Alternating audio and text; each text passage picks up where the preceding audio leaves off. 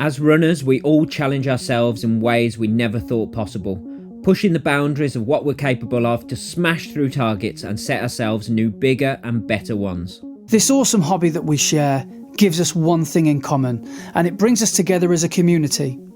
Whether you're working towards completing your first parkrun or you're a veteran of the sport who's run 100 ultra marathons, we all know the feeling of reaching that maxed out effort and our own red line. Welcome to our podcast, where your hosts Brett Elesmore and Andy Maguire discuss the struggles, the successes and everything in between on our running journeys, as we all work towards the next time we're running the red line.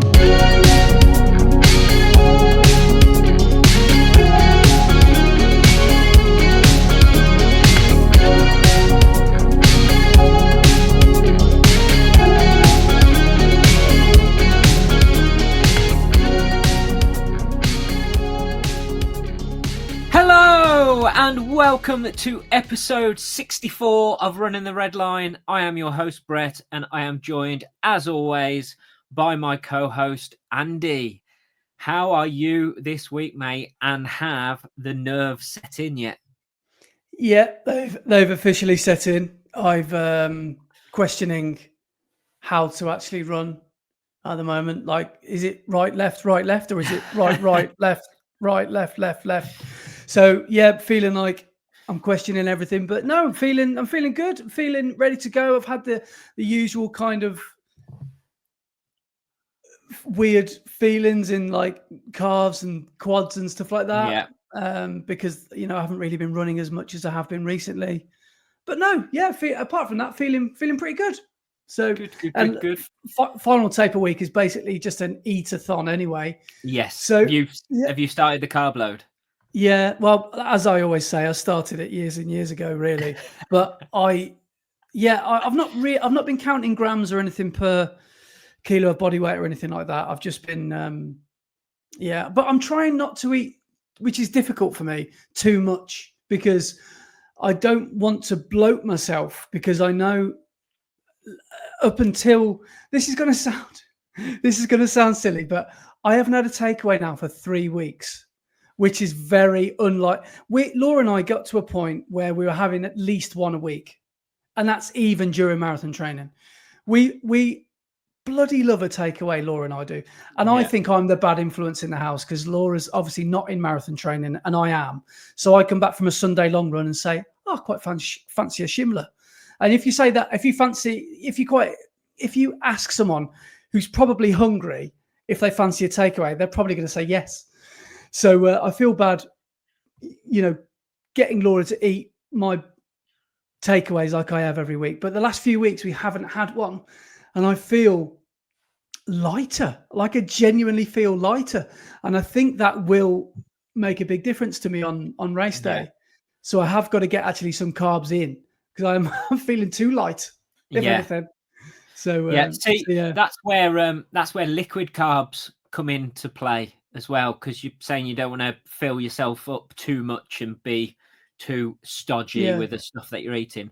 But yeah, if you have liquid carbs like carb drinks or something like that, that then helps along with the eating side of it. Well, one of these days I'll take my nutrition seriously, and I will do it one of these days.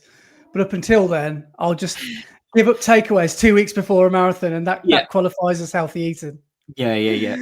But at the moment I've just been eating a lot of white carbs, a lot of bread, a lot of rice and pasta, nice. Bagels. So just been trying to stay full, not like it is actually harder than you think it is to take on all those carbs, though, isn't it? Yeah. I'm actually missing that at the moment. That whole carb loading phase, I am very much missing that right now.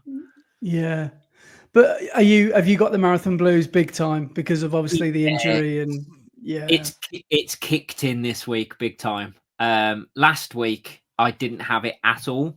I was still on a massive high last week, and I had loads of stuff on, which completely took my mind off it. So I couldn't stop and think about the fact I wasn't running because I was too busy doing other stuff. Yeah. And I got home on the Monday last week and didn't stop until the Sunday evening, like at the end of the week. It was ongoing, constant from the moment I got up until the moment I went to bed. I was just busy doing things. So I didn't have time to stop and think about anything. And then this week I woke up on Monday and went, I can't run.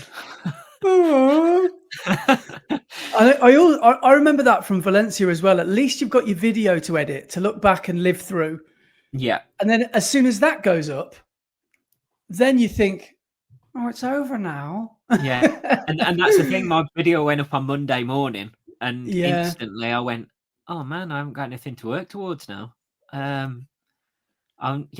And yeah, it's full on hit me this week. So yeah. And the fact I can't run, as I said, I've got to watch what I'm eating. I can't be in marathon training mode of eating because I was burning off stupid amounts of calories every week. Whereas now I'm not. So I've got to stick to maintenance calories. That can be difficult. By the way, just to go back a step, if anyone hasn't seen Brett's video by now, why not? But if you have, go back and watch it again because it is awesome. And I think what you went through and your honesty with it all as well about saying, you know, don't do what I did, but this is what I did, you know, I think it's just a really honest account of what happened. And let's be honest, you had an amazing run out there as well. Yeah. So it's just a really, really good video. So yeah. Cheers, so what do people need to type in? London Marathon with a broken leg, something like that? Yeah. I think what's the title? I ran a 2-minute PB with a broken leg. I put as the clickbaity title.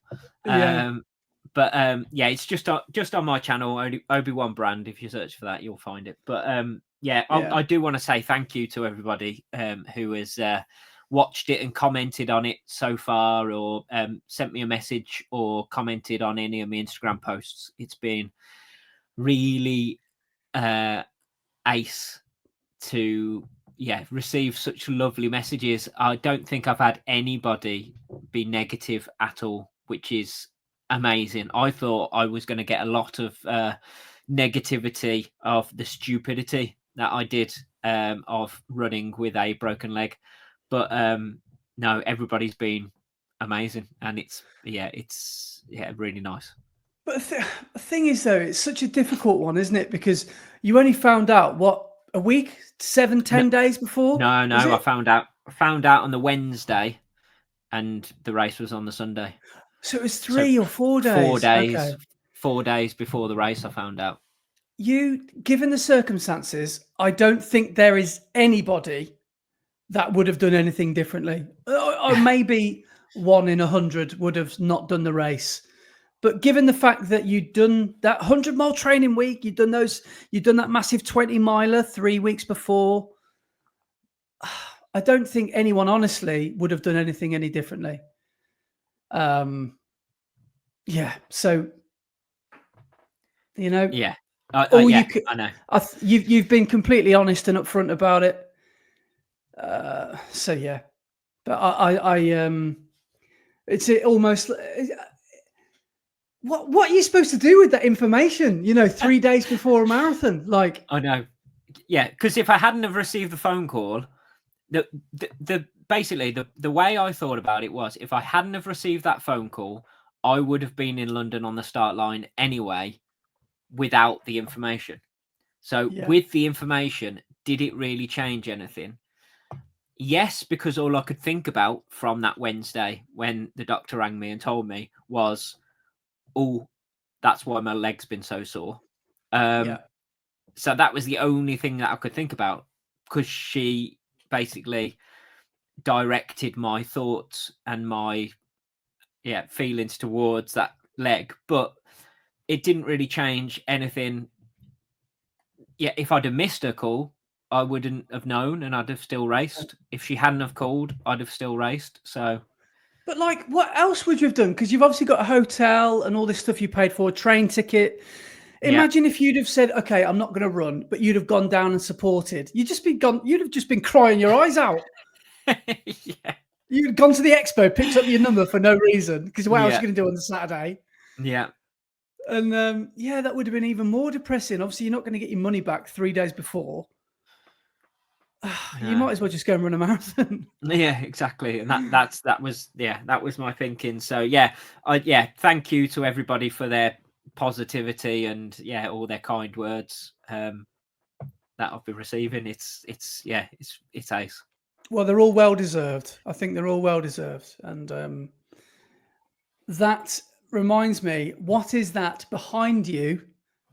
It looks like a new tier of picture frames have emerged on your back wall. Yes, I have framed the London t-shirt and medal and number now as well. Yeah, nice. And at Manchester, they there was a booth at the end where you could stand next to a like a Seiko timing board, and they'd put your time on that board, and you could stand next to it to have your photo with your time.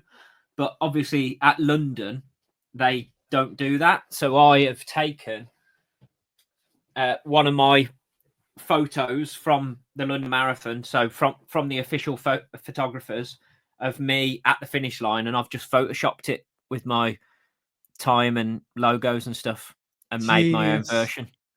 So were you happy with the photos? Because I imagine you got a fair few. Yeah, I got a load of photos, and some of them are great photos. I've been slowly sharing some of them on Instagram, but I've got so many to share, and people are going to get bored. People who follow me on Instagram are going to get bored of London Marathon content soon, because I'm like Brett. It's 2029. Enough with the London spam from 2025. So I am going to put some more up, but Well, no, I think if you've run London, I mean, there'll be a few people listening to this that have, but I imagine you're just massively riding a high wave of positivity, aren't you? Yeah. And you just want to tell everyone how awesome it was. I totally understand that, and I've never felt that feeling, but I can totally understand the want to share. So, I mean, you've got Big Ben and the London Eye in the background, and you must have all these iconic landmarks of London in the background of all your photos, which must make it look even better. Yeah, it's wicked. But I don't know if you saw my post on Instagram about the finish line. And where I put like, don't ruin your finish line photo with stopping your watch, and that's exactly what I did. As I crossed that finish line, of course I stopped my watch, and seconds count. My finish line photo, it's a great photo because there is no one around. I'm the only one in that finish shoot, and it's a photo of me stopping my watch. Brilliant. You need it to be as close to that chip time as possible, though, don't you? Exactly. And the other one is I've got loads of photos of me running in front of Buckingham Palace and everything. Yeah. Coming around the final corner. Some really good photos, but in every single one of them, I'm checking that my camera is working. So all of those photos I've ruined by checking my camera as I went round to make sure it's recording for the finish straight. You look like a cross between someone who's about to finish a marathon and someone who's on a Sunday morning, like a Monday morning commute to work. Look at me trying to cover the light from the sun so I can actually see if it's flashing or not. Oh, God. Your kit, by the way, Laura was saying this when we watched your video. We think it looks so good. That red. I love it. And the yellow shoes looked mint. Are you glad of the kit you wore? Are you really pleased with the I'm really glad of the choice I made. I mean, some of the photos have come out really well. I mean, that's a great photo, isn't it? That's a Canary Wharf. Yeah, that's a cracker. So I'm really happy with some of the photos, and I'm really pleased with my kit choice. I mean, I use this for my thumbnail. One of the thumbnails on my video. But that's a that's great mega. one going across Tower Bridge as well. I've watched a few people's videos, obviously yours as well, and I've thought that those photographers stood in the middle of Tower Bridge. Like, it's a risky place to be put. And how are they going to take a break? Like, they were there obviously from when are the first people crossing 12 miles? So from sort of 9:30 in the morning, 10 o'clock in the morning, they probably would have been there till 6 o'clock at night, wouldn't they? Yeah. Like, but, that's a shift. It is, isn't it? But yeah, they I don't think they'd get run into because they're stood in front of big posts that are all branded with London Marathon, and I guess it's where a bollard is in the middle of the road, and that's covered up a bollard. So they're sat in front of that, and that is wider than the photographer. So hopefully they shouldn't get run into because there's a big enough thing for people to see and run round. But it's still an interesting place to sit. I thought of something that not annoyed me, but if I was a female Lily, I'd be annoyed about this. But you know, on the Mall, on the final 385 yards to go, from the TV coverage, it looks like the first females are ushered as you're running towards the finish line. They're ushered slightly left, to get their own finish. Do they lose a second or two there because they have to run slightly wide around the bend because they can't follow the tight racing line? No, they can't follow the blue line round the corner. But I mean, possibly a second or two. But yeah, I wonder if that's like a thing that would irk you, like, you know, just really get under your skin. Like, you've just got to run that much little bit further. Yeah, you know, to claim your crown. I think it wasn't necessarily because the first females would finish before anybody else, wouldn't they? They followed the blue line, but it's more like the first Brits, isn't it, or the first female Brits or something. They go around a separate way, or I don't know I don't know who it was I was watching, but they get told to go a separate way. And I just remember thinking that must have been quite annoying. But you know, when you were coming down the Mall, was there? I remember seeing from the TV coverage, and you see this every year, there's little advertising boards what looks like every 20 yards in the middle of the Mall. Are they potential trip hazards, or are you just not even thinking about that? You're just literally looking at the finish line. Yeah, they were either side of that main finish straight. Right. So the bits where they look like they're in the middle of the road is you're only using half the road anyway, coming around that final corner. And then when you get onto that final straight, they're at the side of each of the road. There's none directly in the middle. So you're not going to run into them at all. Right. Because you're just directing yourself to one of the two finish shoots. Yeah. But it looked like the whole thing just looked awesome. And I worked out today, for me to do it next year, I've got to run sub 252. Yeah, I did see your story. Yeah, because I'm still going to be 39, and my age category is 252 because 1.1 million people, including myself, have entered the ballot for 2020. So 300,000 people more than last year. Yeah, but like I read a thing. Someone said, "What are my odds?" You know, for 1.1 million people to get 25,000 spaces, and I can't remember what the percentage is and the odds, but it's not great. No, it's not. No. Is it less than 1 in 50? Is it less than that? Hang on, let's have a look. So say there's, hang on, 1.1 million. Yeah. Divided by ballot places. Are we going to say there's 25,000 ballot places? I reckon there's less than that in there.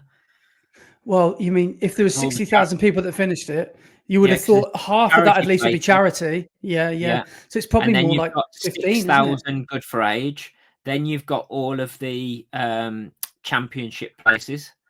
There's probably 5,000 of them, is it? 1,000 maybe? 5,000. Yeah. So it's probably about 15, do you reckon? let's say 20. 20. Yeah, let's 20, yeah. say 20. So divided by 20,000 equals 1 in 55. Yeah, okay.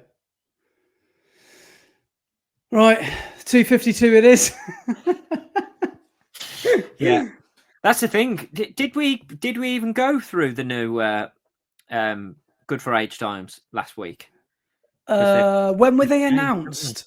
They were announced They were, before the marathon. yeah, we might have touched on it because it was a week or two, wasn't it? Because that's it. Because I remember seeing, do you know Stephen from Film My Run? He did a video about that, and he's like, for anyone that was running a 257 as a good for age target has now got to run 252 or 255 or whatever it was. Yeah, and it's I think they've all gone down around 5 minutes, I think. Like, imagine if you were one of those people going for a good for age time and you had to readjust your target time by 5 minutes, and it was already a stretch to hit the previous target. You know, no wonder so many. And didn't I read as well that the London Marathon bonk rate? Here you go. In the 2025 London Marathon, this could just be nonsense. Strava reported that more than 50% of finishers bonked or hit the wall. This was attributed to a combination of factors, including unseasonably warm weather around 22 to 23 degrees. And it says here, and potentially poor pacing strategies by some participants. That's having a go at them, haven't it? By some participants. Yeah. But the qualifying times for 2026. And I think the qualifying period finishes in like September or October. So any of the races like Valencia or anything like that can't be used for London Marathon 2026. So for 18 to 39 age category, it's 252. 40 to 44 is 257. So I'm crossing my fingers because London don't do it like Boston. So Boston 2026, the Boston qualifier times, they base it on your age when the race is. That you will be on the start line. So in 2026, when Boston is, I'll be 45. So they work on my qualifying time as a 45-year-old. Whereas London, they work on your qualifying time when you ran the time, not when the race is. So Boston's slightly more generous. Yeah. So I'll still be in the 40 to 44 category for London next year, even though I'll be 45. So I've got to run sub 257. So having run the 253, just under 254, I've got like a 3-minute buffer. So I'm hoping that will be enough for good for age next year. Fingers crossed. Have you technically run a Boston qualifier then? You must have. Yes, yeah. So I've got the Boston qualifier if I want it, but I don't think I can afford it next year. So, fair enough. But could you backdate it? You know, if you don't want to do it next year and you want to do it 2027, could you use your London 2025 time? So there's no. So there's a qualifying period each year.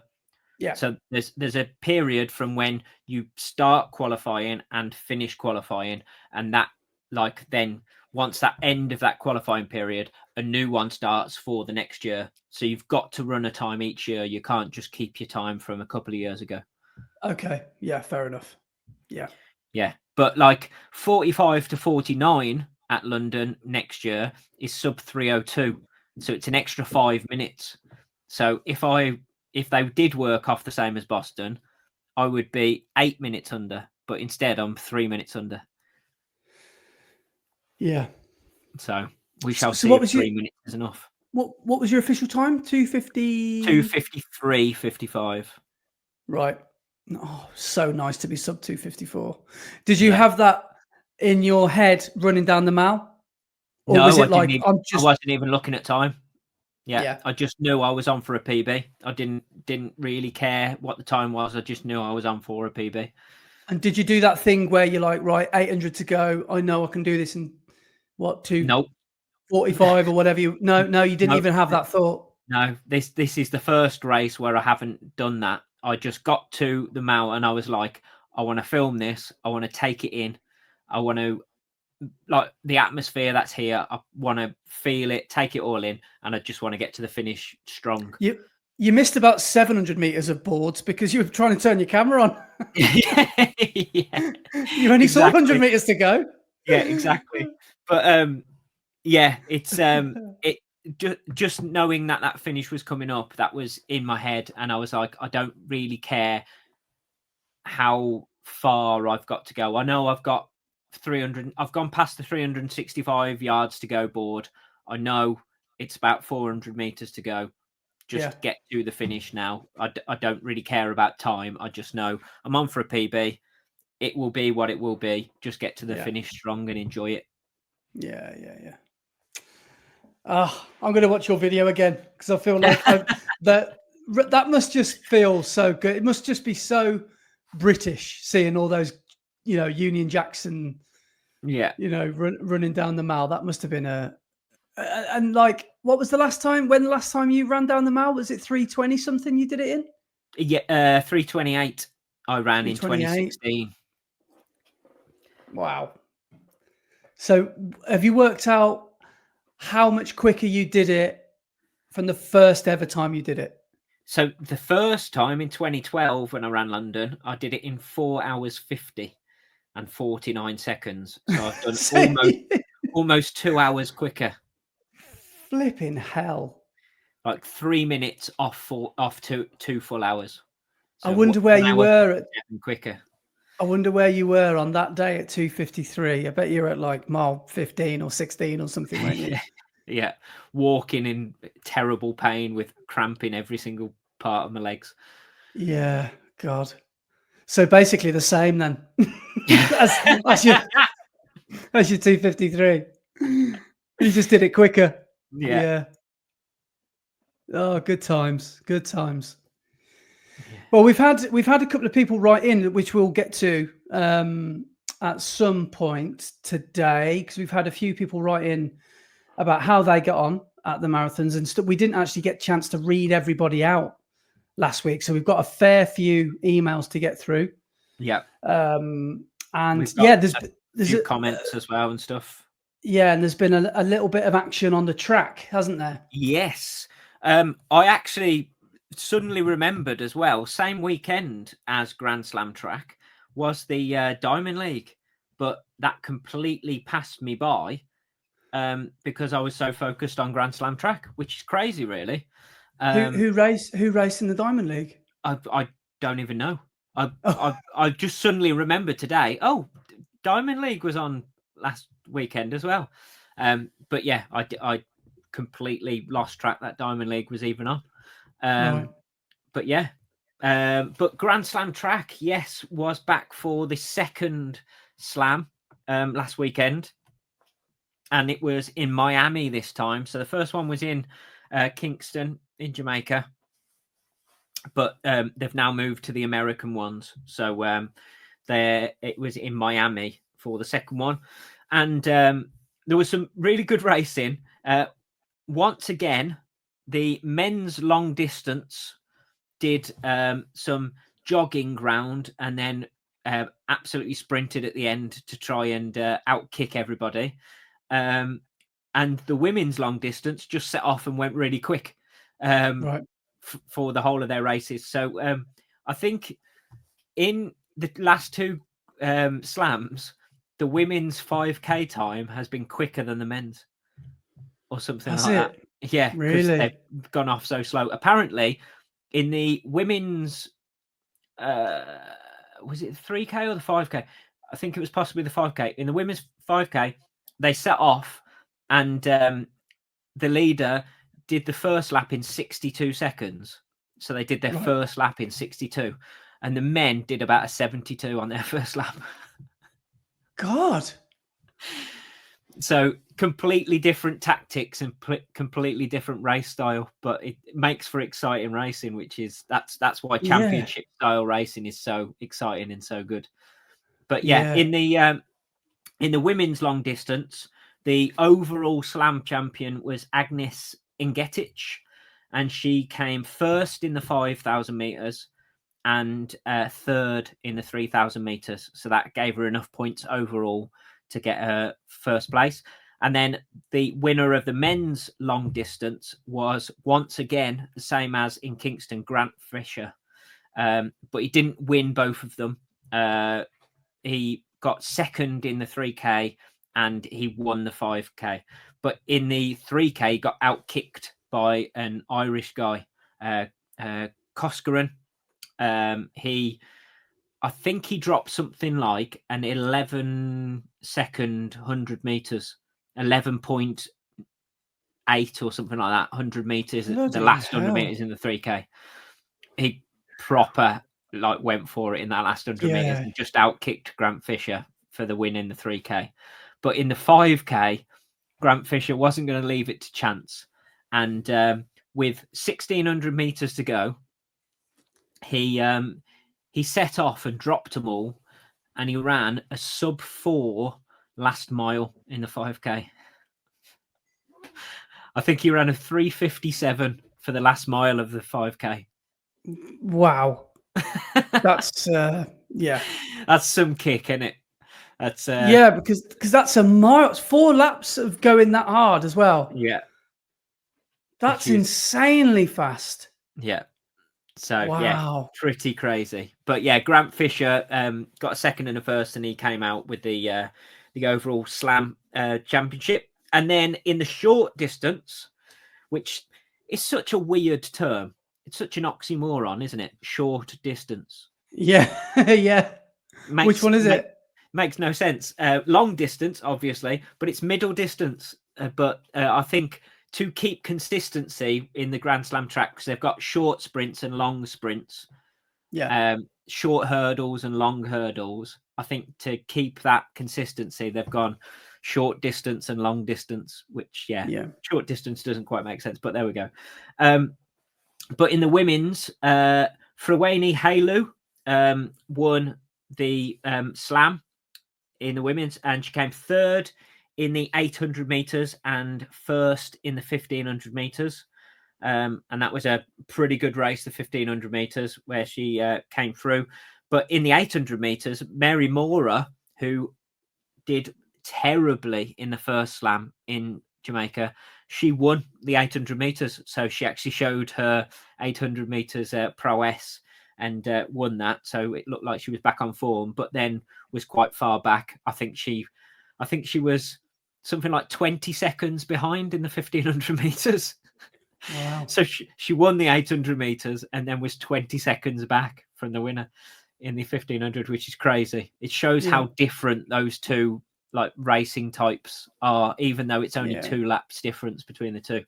But then in the men's short distance, Josh Kerr is back, baby.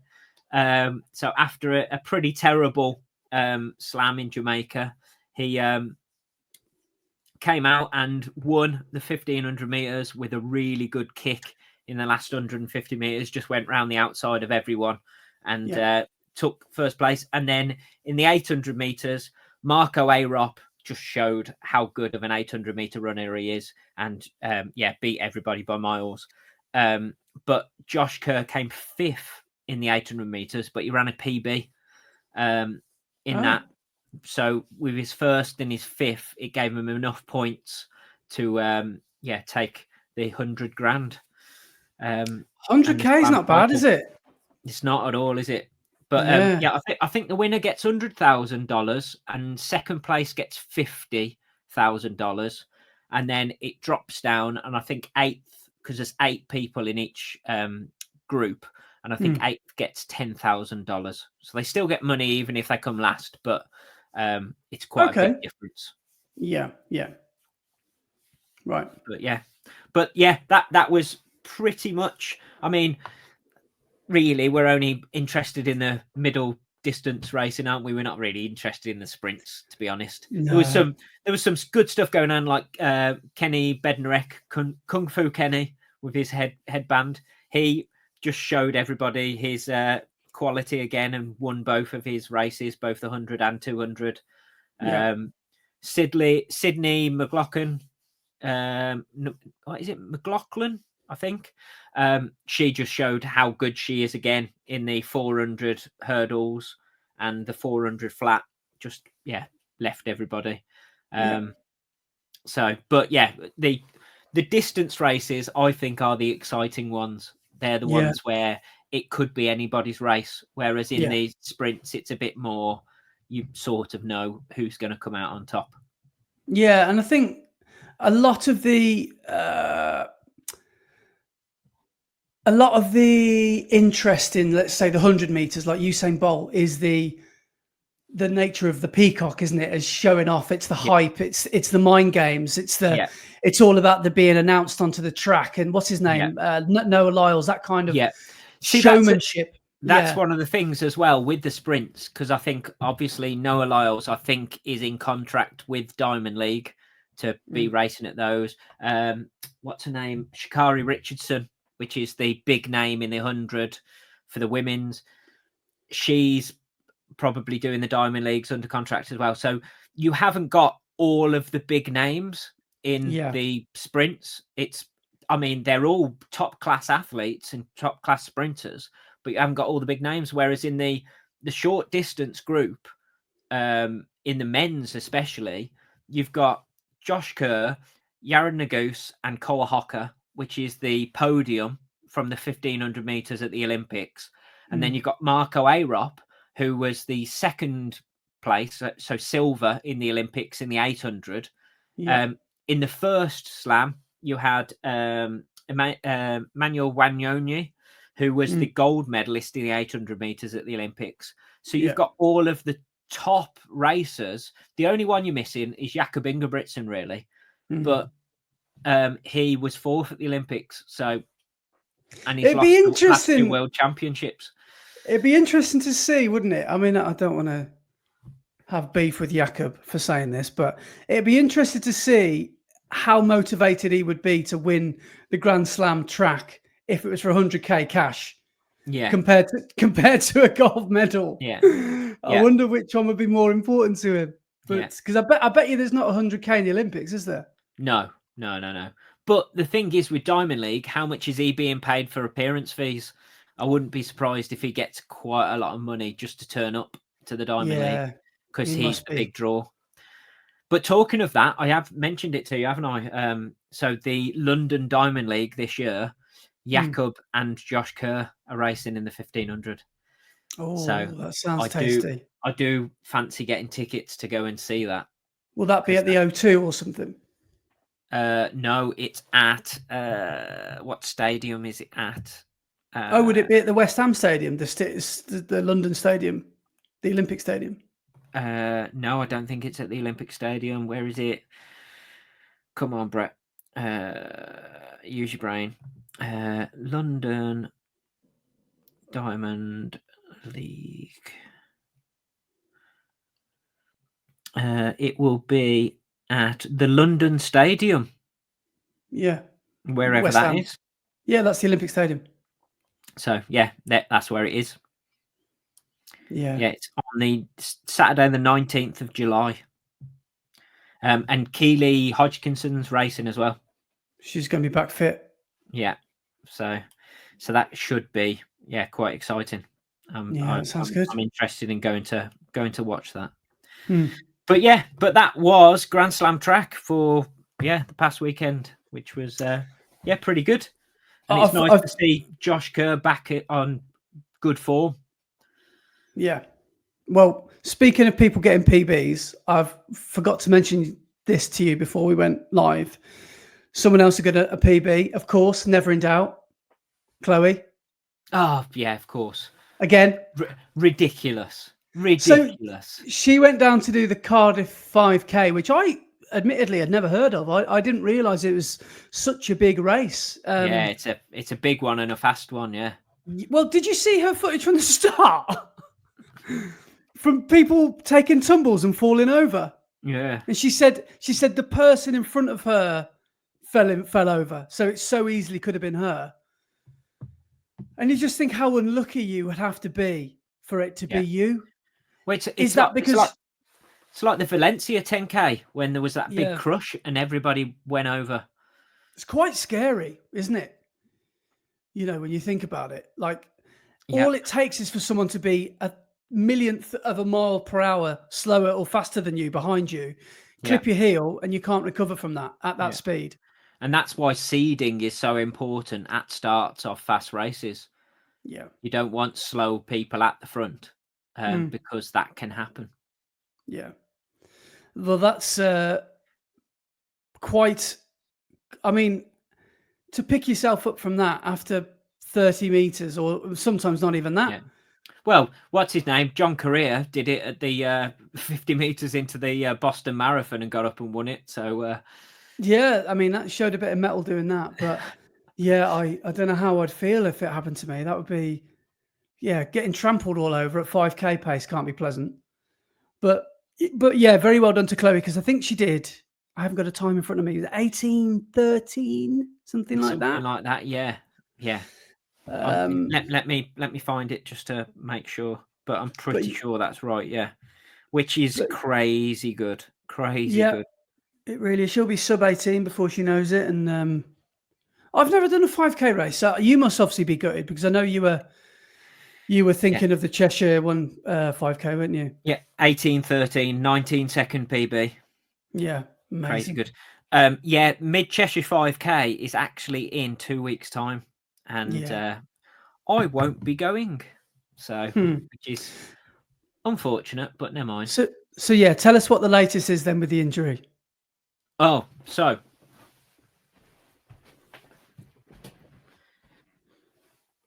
I have this thing. Look at that.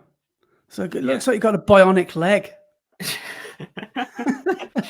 So yeah, I am in a boot now, because I had my appointment at the fracture clinic on Wednesday this week. Yeah. And I'm in a boot, but it could have been so much worse than being in a boot, because I went down there, sat in the waiting room for 2 hours. Man, my appointment was at 10 o'clock, so I got there at 10 to 10. Hmm. Sat in the waiting room, and I got called through for my appointment at 5 to 12. Oh.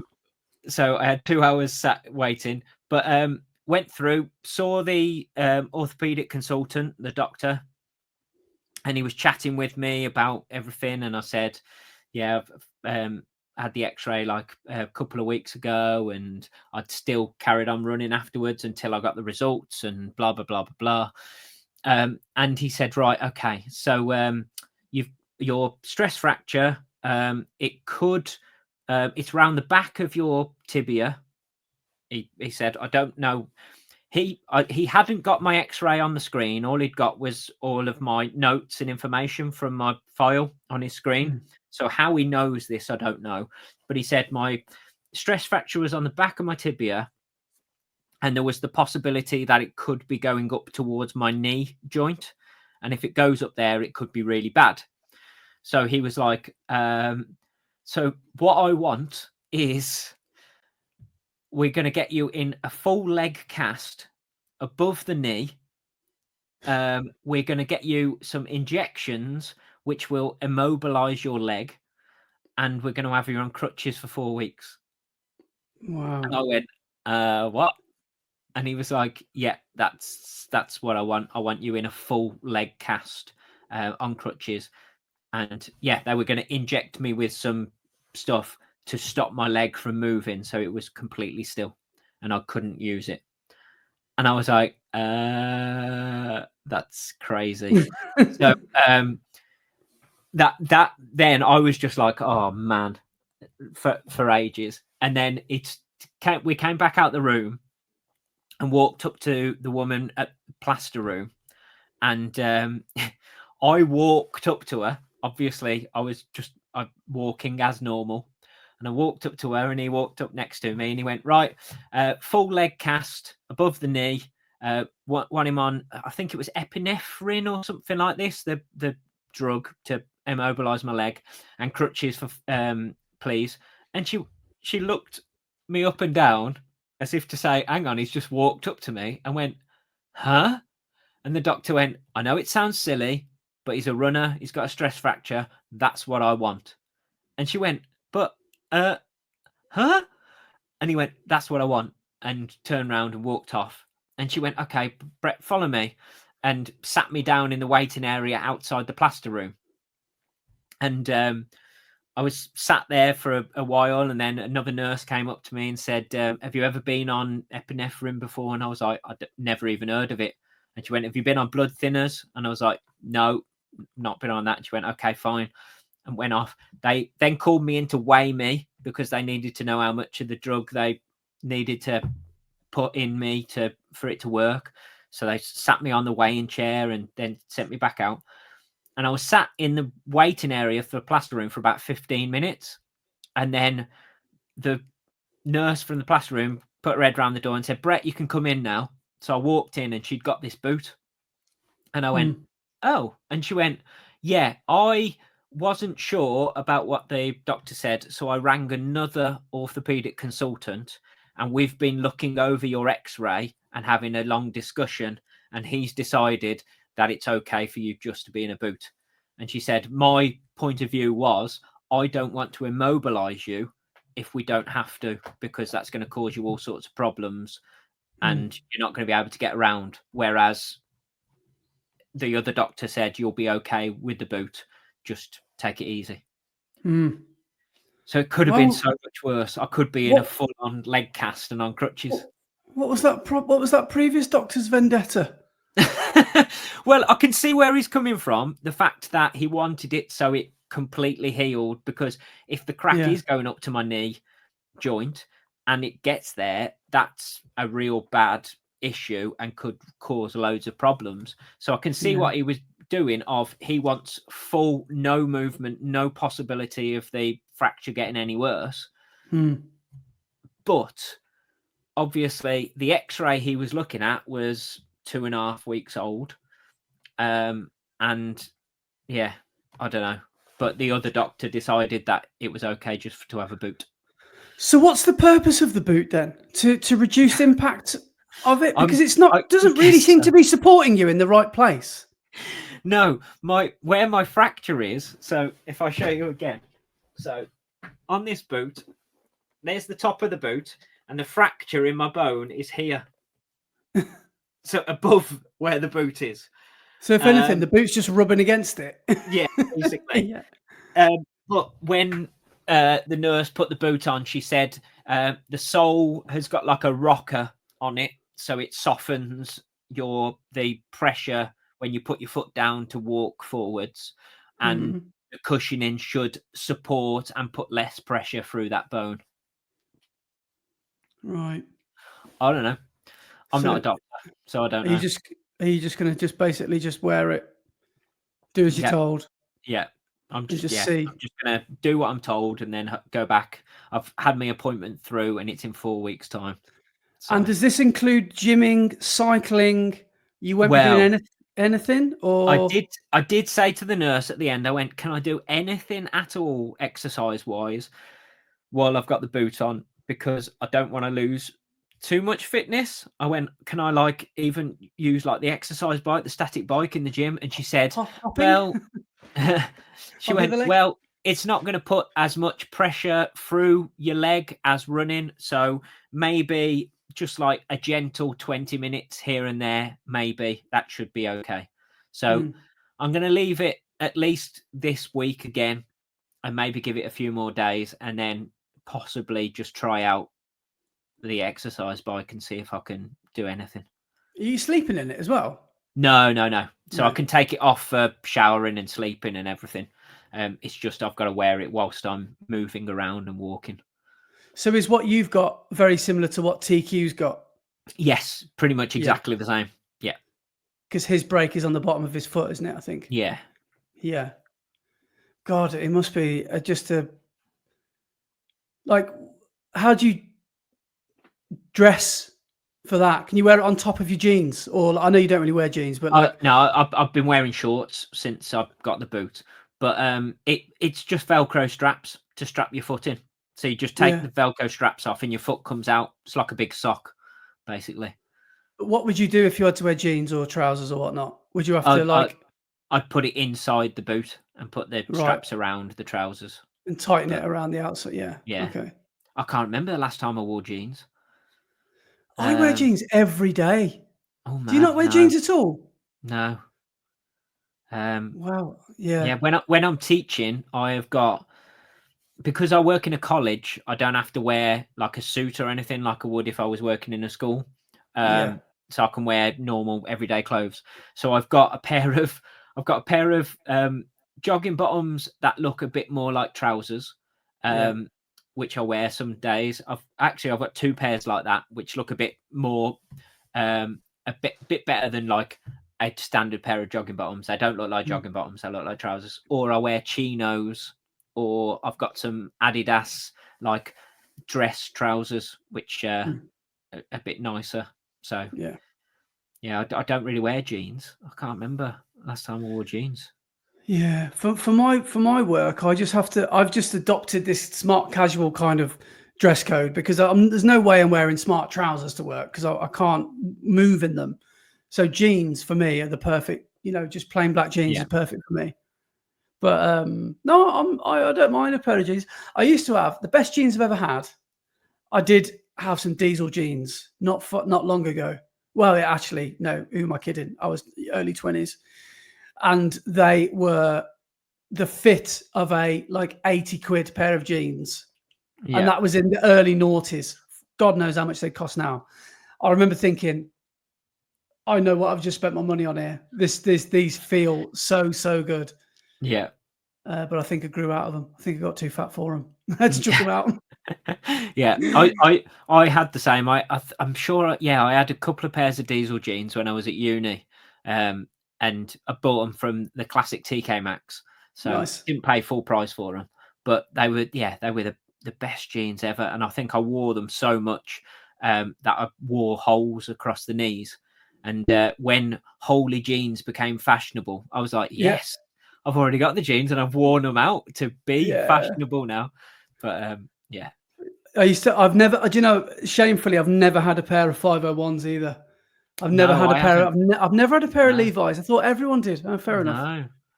And that's one shop I always go in, but never ever even contemplate buying anything. Every time I see a Levi's shop, I always go in. But I don't think I've ever bought anything from there. But I think it's quite cool stuff. The denim's a bit too thick on 501s for me. I like a thinner denim, which is a bit stretchy. So you can actually move around in them. There's nothing worse than a really tight, thick pair of jeans where you can't move. Do you know when people like starch their jeans and stuff, how they actually feel comfortable in a pair of jeans like that? I have no idea. What does that mean? I don't even know what that means. What, starch in your jeans? So they put starch into the fabric so it makes it solid and so it doesn't move and doesn't crease and stuff. Okay. And you can more or less stand the pair of jeans up themselves. Oh God! Without somebody in them, yeah. And I don't understand how people can wear them like that. Wow, sounds like that could cure a stress fracture. Like a cast. Yeah. A denim cast. Yeah. But anyway, so we've got a few other things to. Oh, can I just give a shout out while I think of it? Of course. To a avid listener of the pod from over the Irish Sea to Northern Ireland, to Ryan Close, who did what I find is very flattering. Yes, he did Andy. He said he did an Andy, which I find very flattering. It's either very flattering or very stupid, which is basically 2 marathons in 2 weeks. Well, in a week. 7 days. In a week, and consecutive Sundays. So he did Manchester first, and then he did Belfast second. He did. And he sent me a picture of his 2 medals, because he not only did he smash Manchester, he got through. There they are. Yeah, I got the same picture. I got Belfast as well. I got the photo. And I said to him, which one was harder earned? And he said, Manchester all day long. It was awful. So from what I hear about that London and Manchester weekend, the more I hear about it, the more I'm glad that I didn't race that weekend, because it just sounded absolutely, Like if your body is not cut out for the heat, you would have struggled massively. Yeah. And it sounds like he was one of the ones that got absolutely obliterated by the heat. But I'm not quite sure what he did in the week, but he obviously recovered well, and he got back on the start line at Belfast, and he smashed another 42.2. Yeah. He got another marathon in the bag, and yeah, his philosophy was brilliant. He was telling me it's all to do with trying to set a good example for his kids, and how, you know, the life lessons that you can take from being a marathoner sort of translate to being a good dad and just a good all-round person. And I love that. I think it really does reflect really well on you, and I'm sure you did your kids proud, mate. So yeah, definitely. Very well done. As I say, you find out who you are during a marathon. You definitely do find out who you are as a person. But doing 2, that probably doubles the reality of who you are. Yeah. He said in a message to me, he said, Belfast was only ever for the fun, but it's good to tick it off the stupid list. He said, and I said, there's a horrible hill. I said, mark it off on the stupid bingo card, and don't go back to that again. Yeah. So that one's done. Yeah. So I think you can put Leeds on that card, because I'm about to stamp that one as well on Sunday. Yes. But yeah, so very well done to Ryan. Yeah, amazing work, Ryan. Amazing. Yeah, who got 2 medals in 2 weeks. So very well done. Yeah. Other stuff that happened this past week. It was Birmingham Half and 10K. Of course. Which, apparently was another good day. But being elsewhere, I didn't see a huge amount of what went down. Obviously, someone we know, Chris Dorr, ran the 10K and ran just over an hour. So I think he was aiming to try and break that hour mark again, but he got his 3rd fastest 10K he's ever done. So that was an amazing piece of work. But I'm not sure if I know of anybody who ran the full half, to be honest. I don't think I do either. I've got a feeling Marm might have done it. Oh yes, I think he did, didn't he? Yeah. Did he run in the new Pumas as well? In the new Fast R3s? I don't know. I'm sure I remember him saying that he bought them. Yeah. I've got a feeling he got a PB as well. Because I'll tell you what my problem is, because I'm tapering. Yeah. I just don't go on Strava when I haven't run. Yeah, same here. I haven't been on Strava at all. Yeah. Really. I've been on Strava once in the last 2 weeks, and that was just to post the fact that my video was out. Other than that, I haven't been on because I'm not running. So I don't want to get in there and get a bit depressed that I'm not running myself. But last weekend as well, because I was doing that show, my head was so in that everything else that was going on in the world. We haven't talked about this. What's that? What you did last weekend. Oh yeah. No, we haven't, have we? No. You need to tell everyone what you did. So I was in a show. It was very last minute. So I got asked to be in it and to do this part months ago. And I basically said to the people who were putting on the show, I don't know if I'll be able to do it because I'm not sure I'll have time. It's very close to London Marathon. I'm going to be training loads. I'm really busy with work. I don't think I'll have time to learn the part or get to any rehearsals. And then a couple of weeks before the show, they said, we're still trying to find somebody for this part and we haven't got anybody. Is there any chance you could do it? And I stupidly went, I can do that. Bearing in mind, this was a week before London when I was like, my head was in London Marathon mode. I was busy with work and everything. So I finished London Marathon and then suddenly went, I've got a part to learn for a whole show. So I ended up learning the part in just over a week, which luckily I managed to do, and it all went okay, and it went all right on the night. And we did 2 shows. We did a Saturday evening show and a Sunday matinee at 4:00.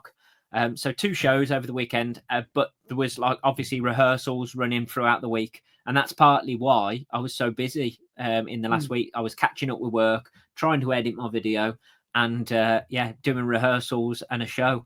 But yeah, it was good fun. It was good fun. And do you want me to show everybody the part I was playing?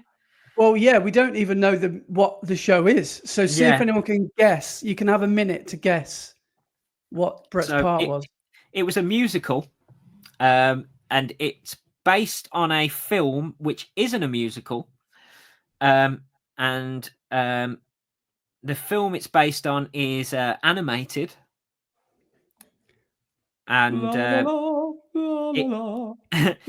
it involves a quest to go and rescue a princess, and a hero with his sidekick or noble steed, the hero just happens to be green and Scottish. Get out my swamp! Yeah, so we were doing Shrek the musical, which is a great musical. It's good fun. But the part that they were trying to find somebody for, and they thought I would be perfect for, was the villain of the story. And the villain of the story has a very specific, should we say, body type. So I ended up having a little part in the musical, because Lord Farquaad is a very short man, and so therefore my costume involved me having to do the show on my knees, which, as you can probably guess, wasn't the best idea with my leg, because I spent the week basically kneeling around and all weekend kneeling on the stage. But did you have knee pads? I did have knee pads, but this is a particularly good photo that was in the dressing room for the show. So you literally had to shuffle everywhere, backstage, you getting into character. Well, were your shoes attached to your kneecaps, if you know what I mean? Were they part of the costume? So the little legs, I sewed the back of the shoes to the knee pads. So when I stood up, I could walk normally. And there were parts in the show where I stood up and walked on stage and then got down on my knees and stuff. But it was good fun. And I played Lord Farquaad in Shrek the musical. Brilliant. So there we go. Love it. Yeah, we'll put a photo of that onto the Instagram stories. So if you do want to have a look at me as Lord Farquaad, I will put that up. Awesome. But where were we? What were we talking about? Yeah. So right, next things. Do we want to do some emails and comments, and then get on to where you are in preparation, ready for the weekend? Or do you want to go into leads now, and then we do some comments and emails afterwards? Yeah, we'll chat leads, and then we'll do the comments at the end. Yeah. Right then. Leads. We all love leads. It is. We all love leads. So, talk us through, because hang on, before you do, shall I go through my week of training? Yeah, go on. I'll go through my week of training. So my week of training. There we go. On to your week of training. So I am in my last taper week. So I actually hadn't planned on doing one of the runs. I'd only wanted to do 2 5Ks this week, so I can be super, super fresh. But I did 5K Monday or Tuesday. I can't remember which day. I think it was Tuesday. So I gave myself Monday off. And then what was yesterday? Thursday, I've just started following a guy. I think I might have mentioned him a few weeks ago. A guy called Keanu, who just, I don't know how we sort of started chatting on Instagram, but it turns out that he's running the entire length of the UK, and his route was. He said, "I'm going to be." I said to him, I looked at his route, and I said, "Oh, you're going to be coming down my neck of the woods on such and such a date." And he texted me 2 days ago saying, "Do you still want to meet up?" And I, to be honest, completely forgot about it. And I looked at my diary, and I was working like literally 2 miles down the road from his route. Oh, wicked! So I finished work, parked, because he sent me his GPX file so I could see exactly where he was. He then sent me his live location so I could literally track him. So I found, I sort of calculated where he'd be and where I'd have to drive to. Parked in a lay-by, got changed in a lay-by, which is very glamorous. Took a gamble, left all my camera equipment and all my clothes in the car, went and met Keanu, and then we did 5K out, and then I ran 5K back. And you would not have guessed that he was like 500 miles into a run every day challenge from John O'Groats to Land's End. He looked really fresh and really high spirits, and yeah, just a really all-round nice guy. Now this guy is an ex-soldier, and you could really tell because he's used to carrying a pack and training with a pack. And he's carrying his tent and all his supplies that he will need for the entire, expedition on his back. I didn't ask him how much it weighed, but as a guess, I'd say it was about 10, maybe more than 10 kilos, maybe more like 15 potentially. It was heavy. Yeah. And he's running every day with that. And basically I ran up the hill 5K with him, which was really nice to just hang out with him for a bit. And he was 20 mile through his 30-mile day. And then he cracked on to, I think it was Monmouth he was finishing at. I then ran back to the car, and I realised it was 4 o'clock by now. And Daisy, because we don't leave Daisy for like more than 4 hours on her own because she starts to freak out. And I realised that I was getting close. It took me an hour to drive back. So I was like, I'm going to have to put my foot down now to get home. This is not the taper run I need. But I realised it was at the top of the hill because I'd walked up this hill with Keanu. And I literally looked at my watch at the bottom of this hill, and I was running 3:56s. I was running sub 25K pace. I was like, okay, this might be a bit quick here. But then coming back up the hill towards the car, I did slow down a little bit. So I got a good 5K in there. So that was quite fun. And then the next 5K I'm going to do, which will be Saturday, which is going to be tomorrow, which will be an easy park run. And yeah, obviously, as you can imagine, that'll be super easy. I haven't really decided or thought about how fast or slow I'm going to do that, but it won't be anything quicker than, I don't know, 27 minutes or so, 28 minutes maybe. So yeah, that's what I'm going to do tomorrow. And will have done a total of 20K, so not even a half marathon, which is probably a bit excessive for final taper week for someone going for what I'm going for. But the main thing is I feel good. I feel all right. And yeah, I'm ready. I'm ready for Sunday now. I feel rested. I'm actually quite glad that I put that 10K in yesterday because it kind of, I don't know, you just feel like you need it. I know that's exactly what taper does to you. It makes you feel like you need to do one more run. But I'm quite glad I got my legs moving and did a little bit of pace. And I was saying to you before we started, I wore the Evo SLs, and I would go as far as to say they might be my favourite shoe I've ever worn and paid money for and bought. I just think they're so good, so comfortable, so snappy. The closest I felt to them was when I had my Nike Invincible 2s, which is Manchester block, so nearly 2 years ago, 18 months ago. And no, 2 years ago. And but that love affair didn't last that long, maybe a couple of weeks before I started feeling felt a bit clumpy. But I'm 300K in, so I've done like nearly 200 mile, 150 mile in these Evo SLs now, and I think they're just brilliant.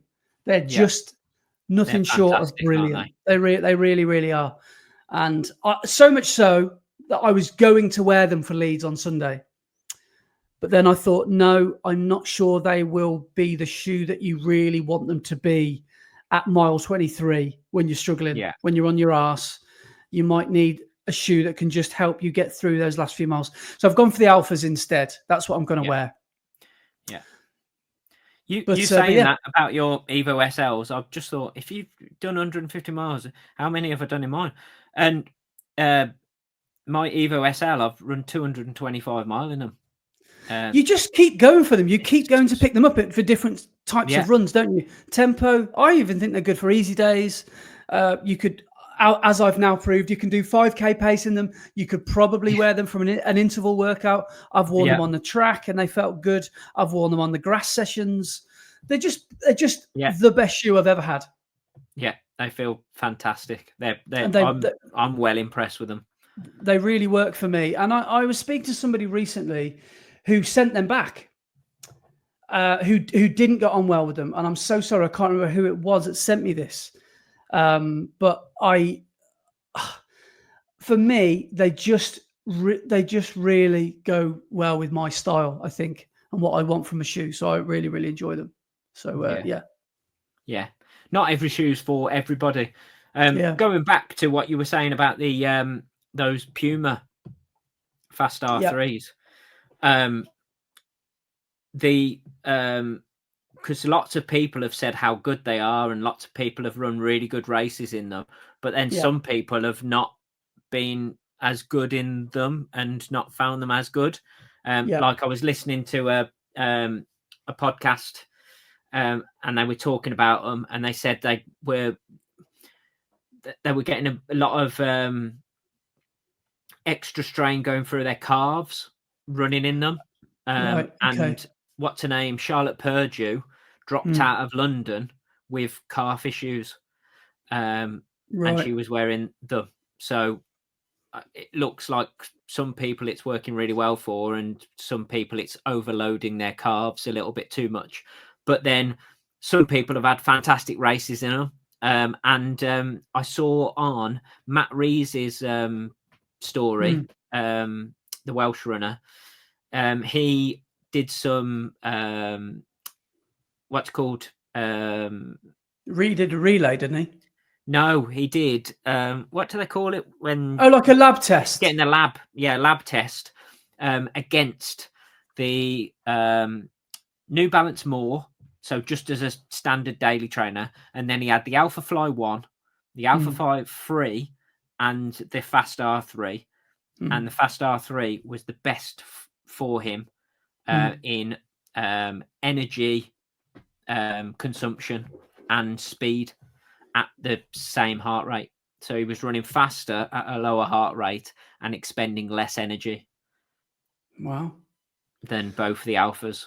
So, but it's probably also worth mentioning that he's a 220-ish, 225 marathoner. Yes. Yeah. You put those shoes on a 4-hour marathoner, might be a completely different experience. Yeah, exactly. For the 4-hour marathoner.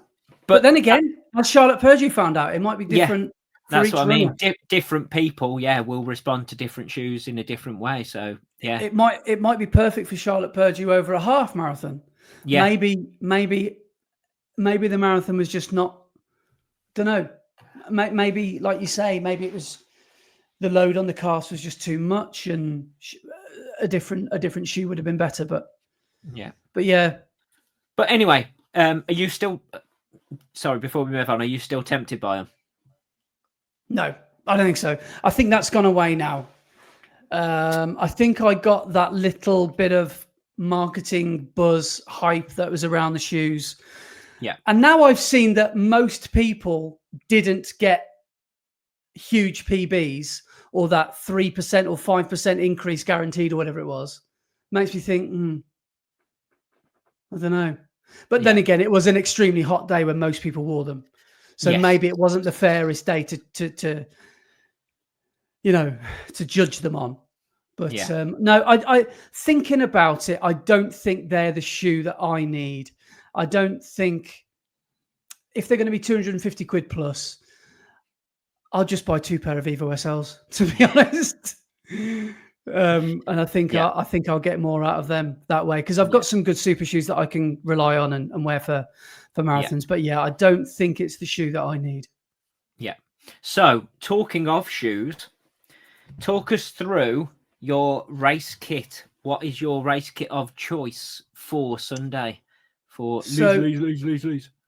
So I'm not going to wear my club vest. I was thinking about it, but I've decided to go for something that's a little bit with a more of a premium feel, let's just say, than the bog standard club vest. Even though I do like it, there's a better option for me. So a while ago on Vinted, I bought an Adidas Pro singlet. So people might be looking at me thinking, who does this guy think he is? Why is he wearing that pro kit? So look at maybe this guy. People might think I'm a pro. Look at this guy who's bonked at 20 miles. Look at him in his pro kit.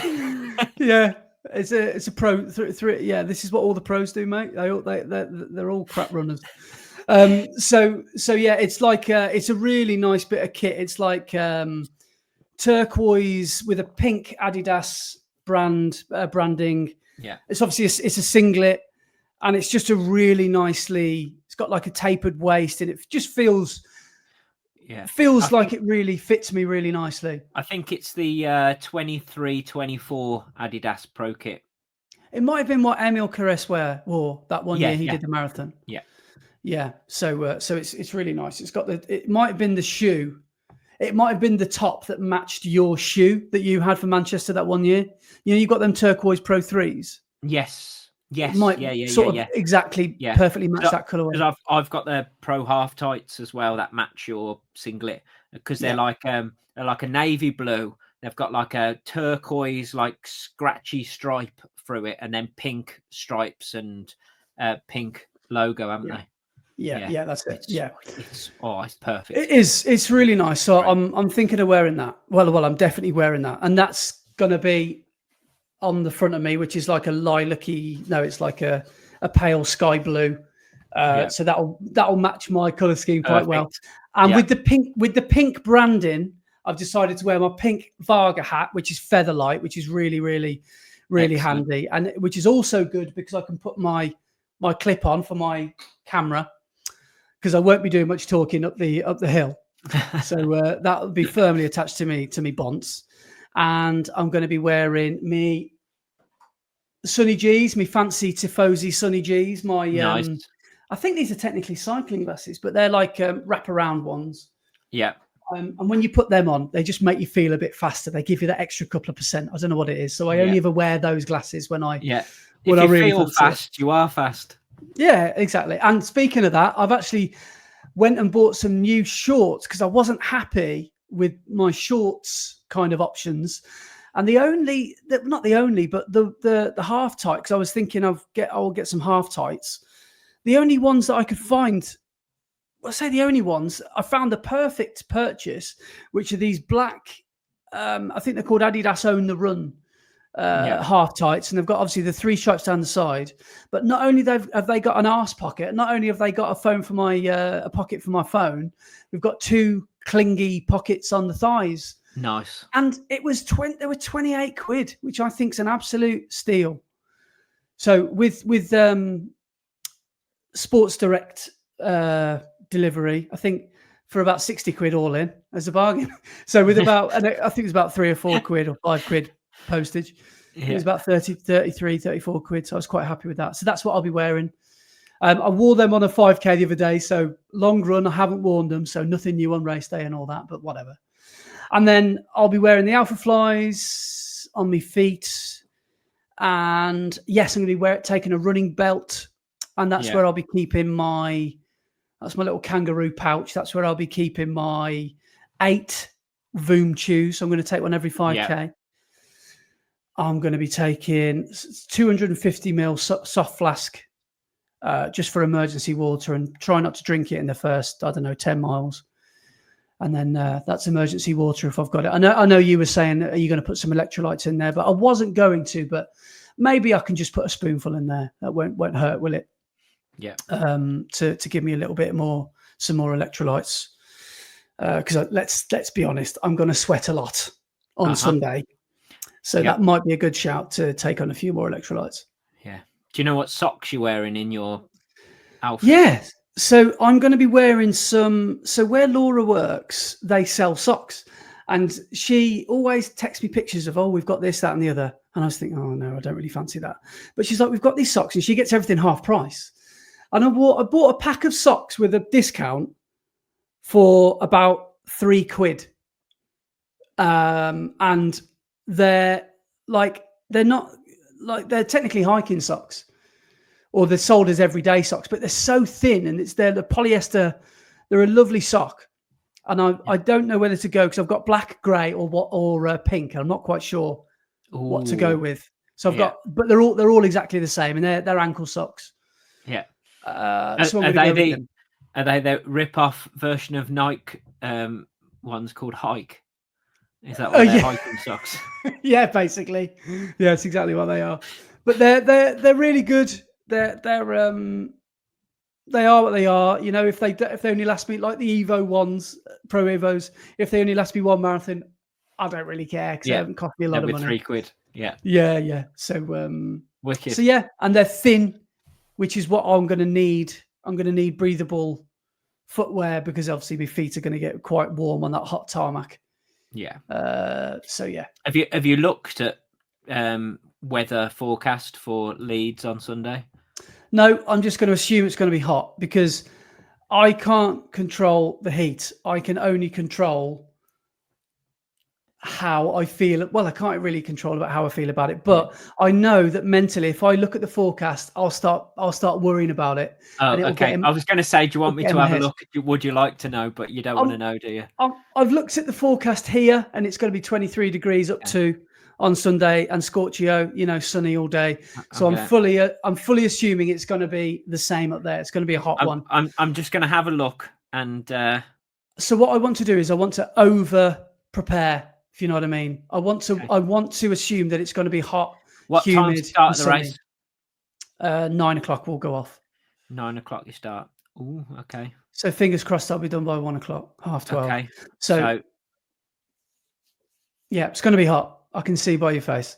And I also, I'm not going to take anything down to the start line. So we're going up with Rich and Mark, and I don't think I'm going to wear a top to discard, because I don't think it's going to be that warm. I don't think it's going to be that cold. So I don't need to worry about that. Yeah. I'm not going to do bag drop, because I'm just going to leave everything in Mark's car, I think. Yeah. Because I'm just going to take everything I need. Are you traveling up in the morning, running the race, traveling back in the evening? No. So I'm staying at Mark's house, who's a friend of mine and Beardy Rich's. And we're going to pick up Rich in the morning, and then we're all traveling up to Leeds. So I'm going to drive up to Nottingham on Saturday night, stop over there, and then we're going to leave Notts about 6-ish, I think, and then hope to get up to Leeds for about 7:30. So that gives us a good hour, just to find our bearings and use the toilet, or do what we've got to do. So yeah, that breaks up the journey at least, and then drive home on Sunday, which is I'm slightly worried about, because I'm going to seize up in the car. I was going to say, you're going to drive hour and a half. Yeah, lift back to Notts, where your legs are going to stop working and just seize in that position, and then you're going to have to get out and drive. Yeah. So if you see me do an extra 5K on Sunday afternoon at about 4 o'clock, that's because I'm worried about not being able to use the pedals. If you see me doing a 5K around, I don't know, Tamworth Services or something, that's because I've thought I can't use the brake. So yeah. So we now know what kit you're gonna wear. What is the plan? What is the plan of action? So food, I'm going to take some bagels and have a bagel at Mark's in the morning. I'm going to have my usual peanut butter on one of them and butter on the other one. It's just a little weird ritual that I do every marathon breakfast. And then I'm going to take some saurine to nom on the car journey on the way up, and hopefully on the way up to Nottingham as well, to get some extra carbs in the night before. Yeah. And that'll be it. I'll probably stop eating about 7:30 or something, not have anything, anything after that. Or maybe even earlier than that, maybe 7 o'clock. So that'll be a good couple of hours before I've eaten. And then, start line is when I'm going to be worrying and thinking, it's not that warm. I can go straight into marathon pace. We can do even splits. But I've got to try and not listen to that person, because I've already decided I'm going to take the first 10 miles steadier than marathon pace. Yeah. So... And... yeah, adjust your effort based on how you feel and the conditions that you are in. Yeah. Don't do what pretty much everybody at Manchester and London did, of just going out at the same effort of no matter if it was perfect conditions, that's the pace they would have gone off at anyway. They didn't adjust anything, and then it bit them in the arse later on in the race. It'll be fine is a statement that doesn't work with marathoning, because it probably won't be fine. Yeah. So I'm thinking of, because like as I've mentioned before, my PB is 3:21, and to do that I need 4:45s per kilometer or faster, which I think is 7:39 a mile. So I'm going to go out at 4:50, between 4:50 and 4:50, say 5. I don't want any of my Ks to start with a 5, so I don't really want to do any 8-minute miling if I can help it. And then I'm going to get to a part of the course where, so the first 10 miles undulates, and then the next 10K, so what would that be, 6 miles, goes downhill, and then it flattens out. So that's where I'm going to start pushing to marathon pace. And that's where we hit the hill at about 18 miles-ish. And that's where I'm just going to keep the marathon effort, not look at my watch, just get up that hill. Yeah. And then it's game on. Yeah. Yeah. So you're going to go, so up the hill, are you going to go for marathon effort? You're not going to look at pace at all. You're just going to go for the same effort. If the pace is matching, if the pace is there, then happy days, because it might be the hill might not be as bad as I think, but I'm also thinking that it's a hill and I won't be able to run. What will 4K take me? 20 minutes. Maybe not. Well, it'd be about 20 minutes, 19 minutes. I don't know if I'll be able to run that intensity up a hill in that heat. So might have to prepare to slow down slightly. But as I said, I want to try and stay above 8-minute mile and even up that hill. That would be the aim. Yeah. And then it's get to the top of the hill. And then I've got 10K from then. Then I'm planning to be at, 20 mile, 32K. Then it's pace is something, heart is everything, to quote the Woo. Yes. That's when the heart's going to kick in. I'll probably stop looking at the watch so much. And now I'll hopefully know by then, okay, I've got an hour left in me. What have I got left? I know what I can run. I know what pace I can run at for an hour. I've done the hill. I've done hopefully the really hard work. All I've got to do is glide to the finish, which again is easier said than done, having just run 20 miles. But the majority of it is downhill to the finish. Yeah. So that is where I'm going to hope to hopefully negative split, which is crazy because I know there's a massive hill in the second half, but that is the way I want to run the race. I do want to negative split this race. Yeah. And if I end up not getting a PB, but negative split in that race, that'll be a massive win for me, because if I negative split the race, I'll probably be feeling quite good towards the end. And that's everything when you're marathoning. Feeling good is so important. Arguably, it's better than any time you can run if you feel good. Yeah. You know, have you got an A, B, and C target or goal, as you call them? No. A goal is the goal. It's not pass or fail. It's not like PB or bust. I won't be like crying my eyes out if I don't. But I don't want to give myself B and C and D and F and G targets, because I'll know I'll settle for F, E, and D targets. So like what I'll say to everyone now is I want to do 3:19:59 or quicker. That's what I wanted, the original Valencia time. And that's what I'm going to go for. So I want to try and do 1:42 first half, 1:38 second half, which I know sounds crazy with that massive hill, but that's what I want to do. That's what I want to try and do. So that's the race I'm going to try and run. Ace. That sounds good. I'm hoping that the steadier start will help me, because it really helped me at Valencia, and I've done it before, so I know I can do it again. Say, you know you can run in the heat, because you've run in Valencia, and Yeah. what temperature was it when you finished Valencia? Well, apparently it was 25 that day. Oh, you'll be all right then. Be fine. However, it won't be as humid as it will be in Leeds, which you know will make it feel warmer. But yeah, I have run in a hotter temperature, but I just from looking at the weather forecast, you'll be fine. Fingers crossed. Yeah, fingers crossed. You'll be fine. So yeah, I'm hopeful to be crossing that line in 3:19:59, and I'm trying to stay as positive, but as also as realistic as possible. Because if I'm at halfway and I'm struggling, and I'm trying to negative split, pushing on from then could result in a 3:55, 4 hour, 4:10 finish. Yeah, it could even result in me getting in an ambulance. And another thing I don't want to do is walk. Yeah. So I want to try and run the whole thing, and I will back off. I promise I will back off. I've promised Laura, because she's not coming, she'll only worry about me.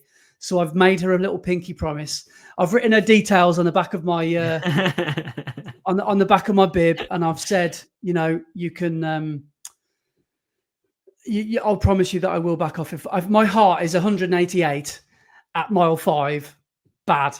That's a bad sign. I need to slow down. I need to reassess. And that's when I'm going to say to myself, okay, maybe a 3:30 to 3:35 is a better realistic aim. Maybe 3:40 is a better aim today. And then maybe just finishing this thing is better. But I'm not going to be thinking that way until it starts to go south. Yeah. Do you know what your threshold heart rate is? What you can work up to before it starts going? You haven't got long left before you blow up. I've always said to myself, it's 175. And that feels about right. Maybe that might be a bit high, because my max heart rate these days is about 188. So maybe it might be a bit lower. It might be more like 172, 170. Does your Garmin give you heart rate zones? Yeah, but it's set to the last time I wore a monitor, which was Manchester training blocks. I haven't worn, because Kieran Turner sent me his, and I wore it for a bit until I realised I actually don't really like the feel of it. But I wore it for the whole of the Manchester Marathon and the block, and it tells me, I mean, it's way out now. It says my threshold pace is now, well, my goal marathon pace is faster than my threshold pace. Like it says, so it must be, my threshold pace must be closer to like 6:35 a mile now. It must be closer to that 4 minute miling, 4 minute K-ing. It must be a lot closer to that now. But no, to answer your question, no, I don't know, but I think I know roughly. And if I start to see 175 and above in the first 2 hours, first 2.5 hours, could be curtains. Yeah. Because I want to try and keep my heart below. A magic number for me would be 162 to 168. Well, maybe slightly less than that. Maybe more like 158 to 165. That would be ideal. But again, I don't obsess about heart rate. It's all about feel. No. I was just thinking, if you glance down at your watch and see a certain heart rate, is there a heart rate that you would look at and go, right, I need to slow down a little bit? Yeah, north of 175. Yeah. So that's where I need to be careful on that hill, because it will skyrocket. Yeah. So yeah, I do need to be careful on that hill. Yeah. Yeah. Cool. But what I'm hoping is, when you watch the video, I'm hoping that you see me start to overtake a few. Because the whole point of a negative split, not the whole point, a nice thing about a negative split is you let everybody go in the first half, and you overtake them in the second half. Oh, that's such a good feeling. That was one of the best feelings about London, because everybody was dropping like flies and everybody was slowing down. I passed so many people in that last 6 mile. Yeah, so many people. Yeah. So I'm really hoping and backing myself that I can do that on that big hill. And I don't want to walk it. I really want to be stubborn and not have to walk it. So So that's how I'm trying. That's what I'm planning to do this Sunday. And if it happens, it happens. And if not, I think I will have had a good go at an incredibly hard marathon, I think. So Yeah, I think it's a healthy attitude to have, because I don't want to let numbers spoil my day if it doesn't go to plan. But I also don't want to go into the marathon thinking, because they've said on their email correspondence, forget the PBs this week, everybody. Terrible idea going for a PB. I was like, well, what have I been training for the last 4 months? Yeah, exactly. I'm not, there's no way I'm turning up to run steady and run easy and run my 7th out of 8th fastest marathon. I'm going for it. No one's going to stop me. Yeah. But this is the thing. We do this sport because we enjoy it. And if we're going to go to a race and not do what we want to do, does that really give us the enjoyment we want out of it? Exactly. Now, we're not going to push ourselves to the limit and make it so we definitely don't enjoy it and we really, really blow up and hurt ourselves. That is an enjoyment. But the whole enjoyment we get out of it is pushing ourselves and knowing that we've got the best out of us on the day.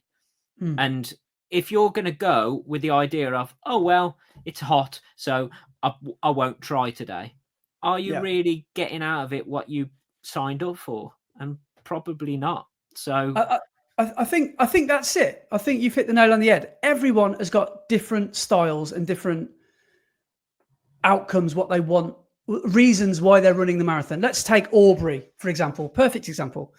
I wouldn't say he's not bothered about numbers and he's not bothered about time, because I'm sure he is, but he approaches it with a, let's just go and have fun. Let's just go and have a bit of fun with the crowd. If I want to stop and have a little dance with the crowd, that's what I'm going to do, because his channel is all about positivity and, you know, it's an entertainment channel as much as it is inspiring as well. And my point of view is different. I find enjoyment from pushing myself as hard as I can. And I know it might sound cringe to some people, but I love chasing numbers. I just love it. It's addictive. It's, excuse me. It's fun. It's where I get my kicks. Yeah. I think we're very much the same we're very much running focused. Yeah. And then everything else that goes with it is a add-on. And we're very much focused on the running and doing the race and doing the best we possibly can. Yeah. And everything else is a bonus. Whereas there are a lot of people who go to enjoy it. And if they do well, that's a bonus. But we're very much the other way around of, our main excitement comes from how far can we push ourselves and how well can we do at this race.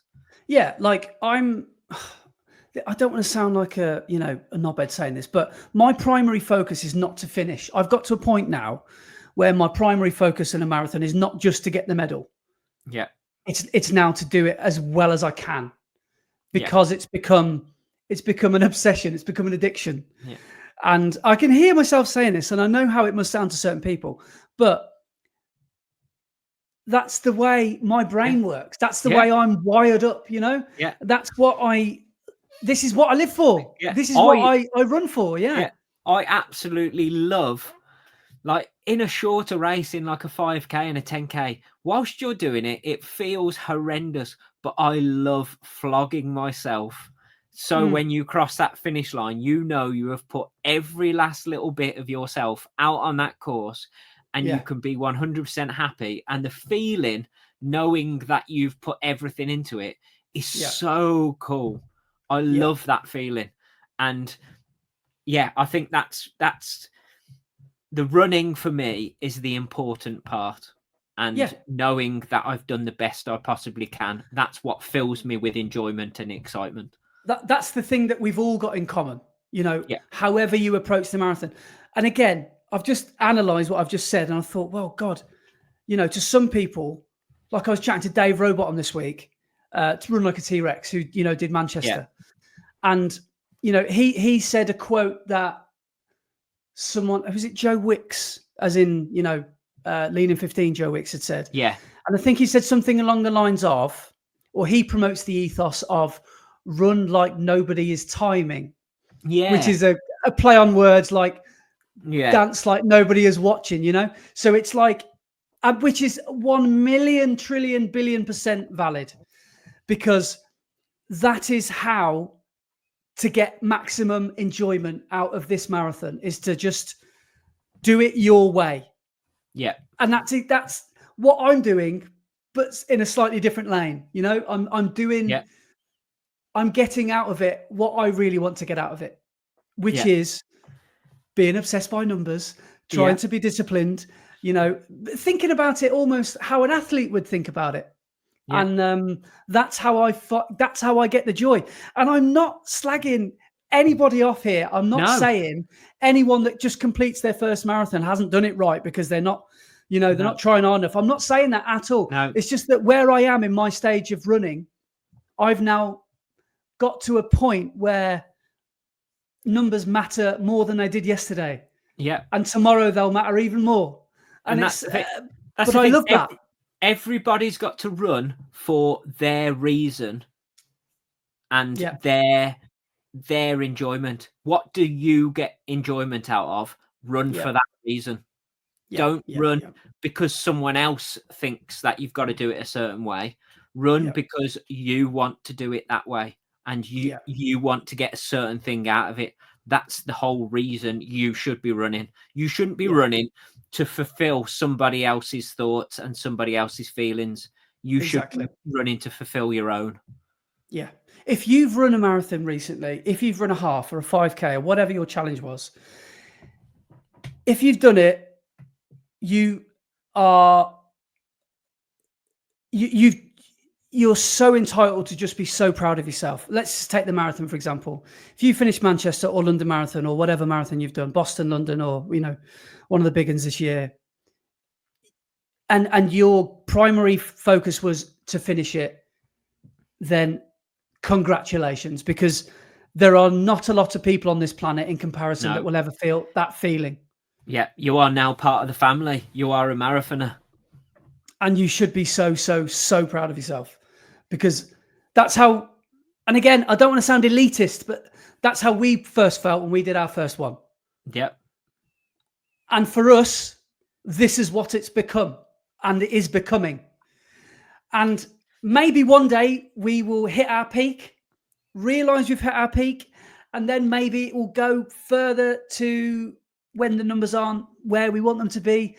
Maybe then we'll start thinking, you know what? I do want to have a little going the other way. Yeah. I do want to have a little dance with the crowd, or I do want to, you know, have a bit of a laugh and a joke with the crowd. And I'm not so worried about timing anymore. But at this point, that's where I'm at. And if you are the same as me and Brett, which I imagine a lot of people are, you're not alone, because I think a lot of us, it's okay to totally be obsessed and all encompassed by this hobby, because it is such a big umbrella and there's so many different ways to enjoy running.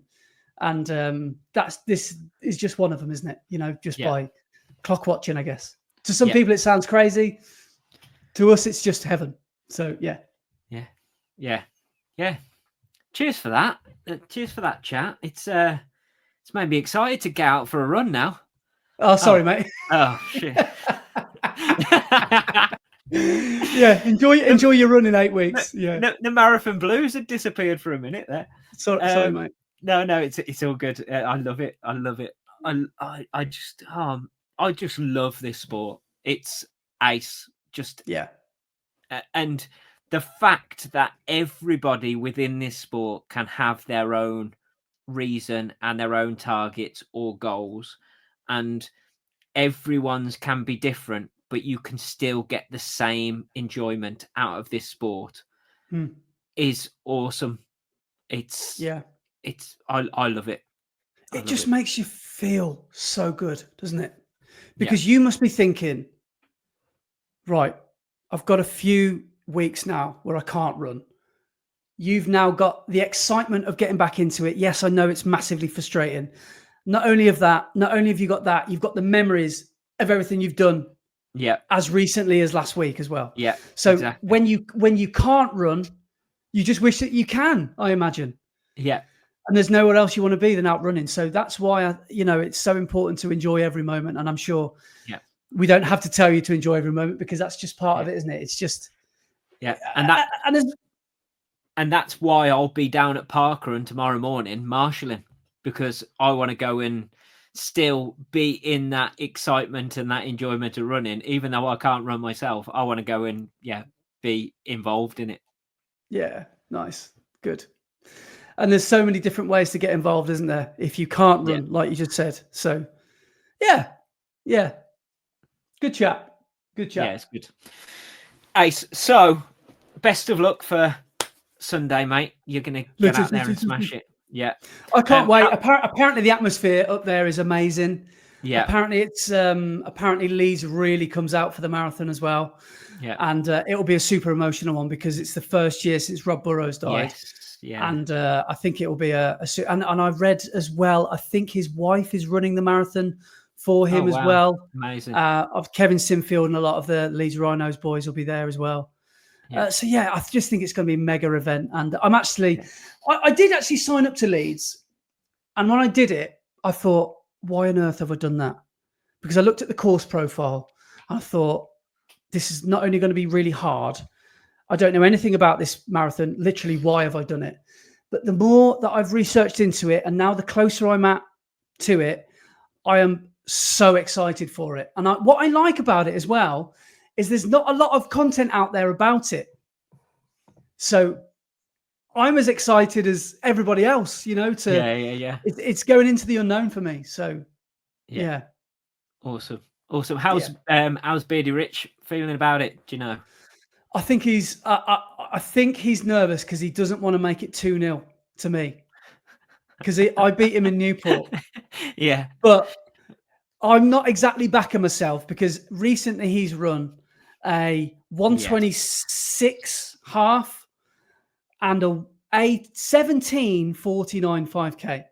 So I think he might be equalising. I think he might be beating me on this one.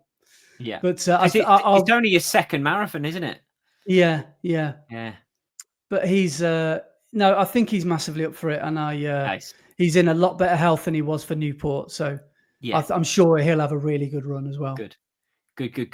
Yeah, it's going to be odd being hot up in Leeds because normally it's grim up north, isn't it? No.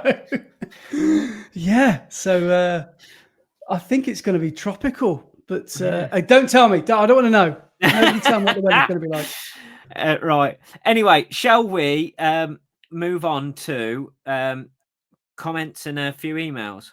Yes, let's. So where am I? That is the wrong YouTube channel. That is the correct one. Right. So comments. So first one is from Kev Mullins, and he said, after the GP told you to go away the first time, you should have just gone to A&E and got an X-ray. And possibly I should have, but you trust doctors, don't you? Yeah. That first time I went to the doctor and she went, don't be so silly, it's not a stress fracture, it's just nerve pain. I believed her the first time. I didn't believe her when it just carried on and it was still the same a couple of weeks later. But she then booked me in to go for an X-ray, so it started that wheelhouse. But you just trust doctors, don't you? And sometimes they get it wrong, sometimes they get it right. But that's the way it is. But anyway, next one is from Adam Hill, and he said, "Yes, boys, I made the pod after his awesome run of 2:28 at London." Wow, which is just incredible. He said, well done, Brett, on a corker of a run in London, and good luck, Andy, for Leeds. Do your thing, mate. Cheers, Ad. Nice one, mate. So awesome. Cheers, Ad. Next one is from Sam from Light It Up, and he said, listening to the stress fracture chat, frantically nodding my head. Had very similar with my one last year. Even went to A&E and they refused to X-ray it because you can only get a fracture from a trauma like falling out of a tree. I should have kicked off, but that ain't me. By the time I got an MRI and CT scan, it had healed and they could only see the remnants. Should have been non-weight bearing immediately, and instead I was still trying to run and walk. Good times. Chat GPT for me now, and a physio I know and trust. Keep us updated on the recovery, Brett, and please shout if you need any cross-training challenges or ideas. I've managed to come up with plenty over the last year. Good luck, Andy, for Leeds, and can't wait to hear all about it. Yeah, cheers, mate. Thank you. Next one is from the Woo, from Will, and he says, never mind the PB, 100 men versus one gorilla. Oh. Have you seen all of this going around social media recently? Oh, hang on, no. Oh, so it has been like the hot topic going around social media, apparently. I haven't seen too much about it, but people want to know who would win in a battle. Would it be 100 men or one gorilla? Like a super gorilla? Like a King Kong? Just a normal gorilla? Just a normal gorilla. Could 100 men take down a gorilla? 100%. Well, this is the thing. I don't think people are like taking into consideration how strong and how big a gorilla is. Yeah, I get that, but humans are more crafty than foxes. Surely they could outthink a gorilla. Surely, possibly, but does thinking outdo brute strength? I don't know. But anyway, he then says, kidding, well bloody done. Heal up well and enjoy the rest. Then back for that sub 250 for sure. Everyone did amazing, no matter the results. Those conditions quickly destroyed any FOMO I had. Which is brilliant. So cheers, Will. Then Kieran Turner said, superb chaps. Well done again, Brett, for being a proper knobhead.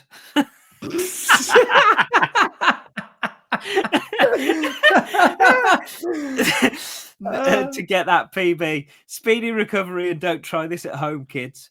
Good luck at Leeds, Andy. Get out there and smash it. Cheers, Kieran. Nice one, mate. Next one is from the Sam Rules. And it says, congrats on the PB, Brett, you animal. Best of luck for Leeds, Andy. I'm sure the Malverns have set you up to smash it. Hopefully. Really enjoyed both of your training block videos. Have been following since your Leamington 2023 versus video, as that was my first half and first ever race in 2024. Ran that in 2 hours and 9 minutes and now managed a 1:50:52 at my fifth race, Birmingham half last weekend. Amazing. Looking forward to following along as you both train for Valencia. Currently toying with the idea of booking Yorkshire Marathon, but we'll see if I have the balls to do it. Do it. Yeah, yeah, do it. Yeah, awesome work. So 1:50 at Birmingham half, amazing work. To get that down from 2:09 is amazing. Sub 4's on in York. Definitely yes. On. Next one is from Dave, Run Like a T-Rex. And He said, thanks for the shout out, guys. Manchester was brutal. Started at 10:30 and it was already 21 degrees. Felt ace for the first 14 miles and then went through halfway in 2 hours and 45 seconds at what felt like an easy pace. I ended up getting heat stroke and no amount of fueling and hydration could save me from an all-time positive split and a second half time of 2 hours, 41 minutes and 57 seconds. As I had to dig deeper than ever in the final 8 miles. The litter of people on the sidelines getting medical attention was incredible, and the immense atmosphere of the crowd were invaluable in helping a lot of us cross the finish line. Not the time I'd hoped for, but pleased I got it done. There won't be another marathon for me for the next couple of years, but I'll be back. I have unfinished business. Well done for the mighty performances at London and Cov. Both of you. Best of luck for Leeds, Andy. I'm sure you'll absolutely smash it. Nice one, Dave. And very, very well done to you in Manchester. That would be interesting to know. Maybe we can find out who the biggest bonker is. Yeah. So at the moment, Dave holds the record. Yeah. So can Dave you beat a 41 minute of 41 minutes and 12 seconds? So can you beat positive 41 split. Minutes? Can you beat that? Yeah. I'm gonna. I might have a good go on Sunday. Yeah. Next one is from Stephen Smith, and he says, "Cheers for the shout out, guys. It was brutal in London. I managed to keep with the 3:15 pacer until Canary Wharf, but had to go for a pit stop to clear my first ever stomach issue during a race, which cost a couple of minutes. It took me about 2 miles to find my rhythm again, but despite this Scotsman not being built for hot conditions, I still finished in a decent 3 hours, 24 and 27 seconds.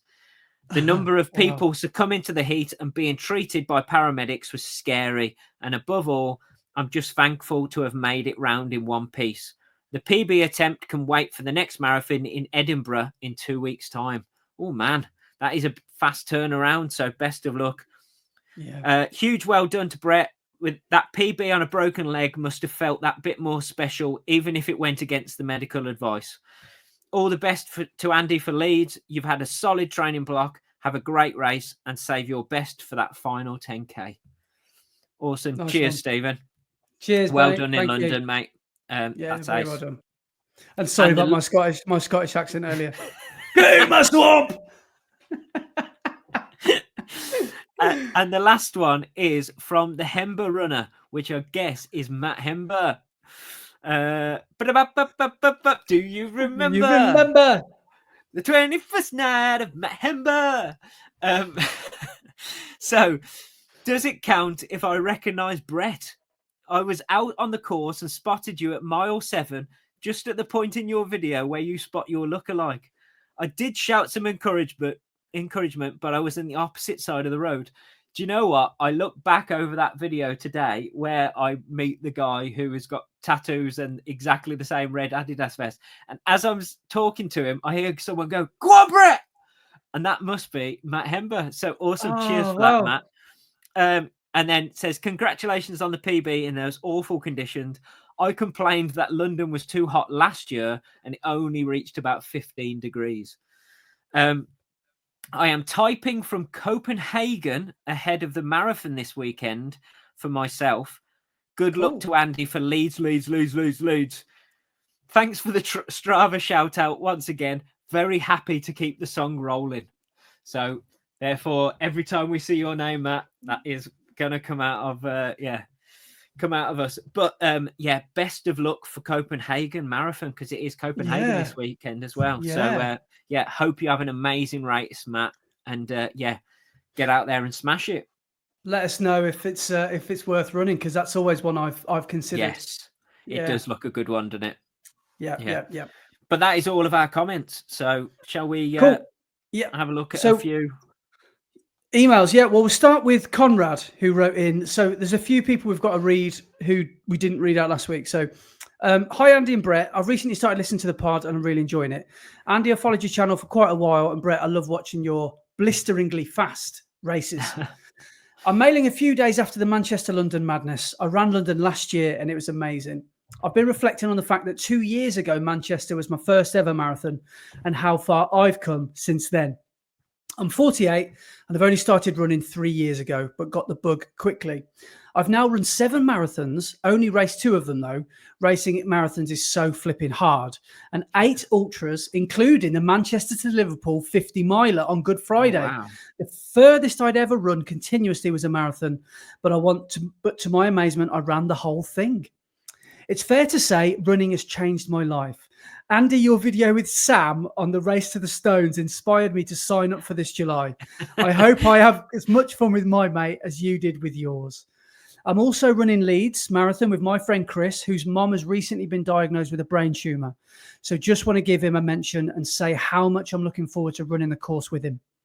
Thanks for all you guys do. You're brilliantly entertaining, Conrad. P.S.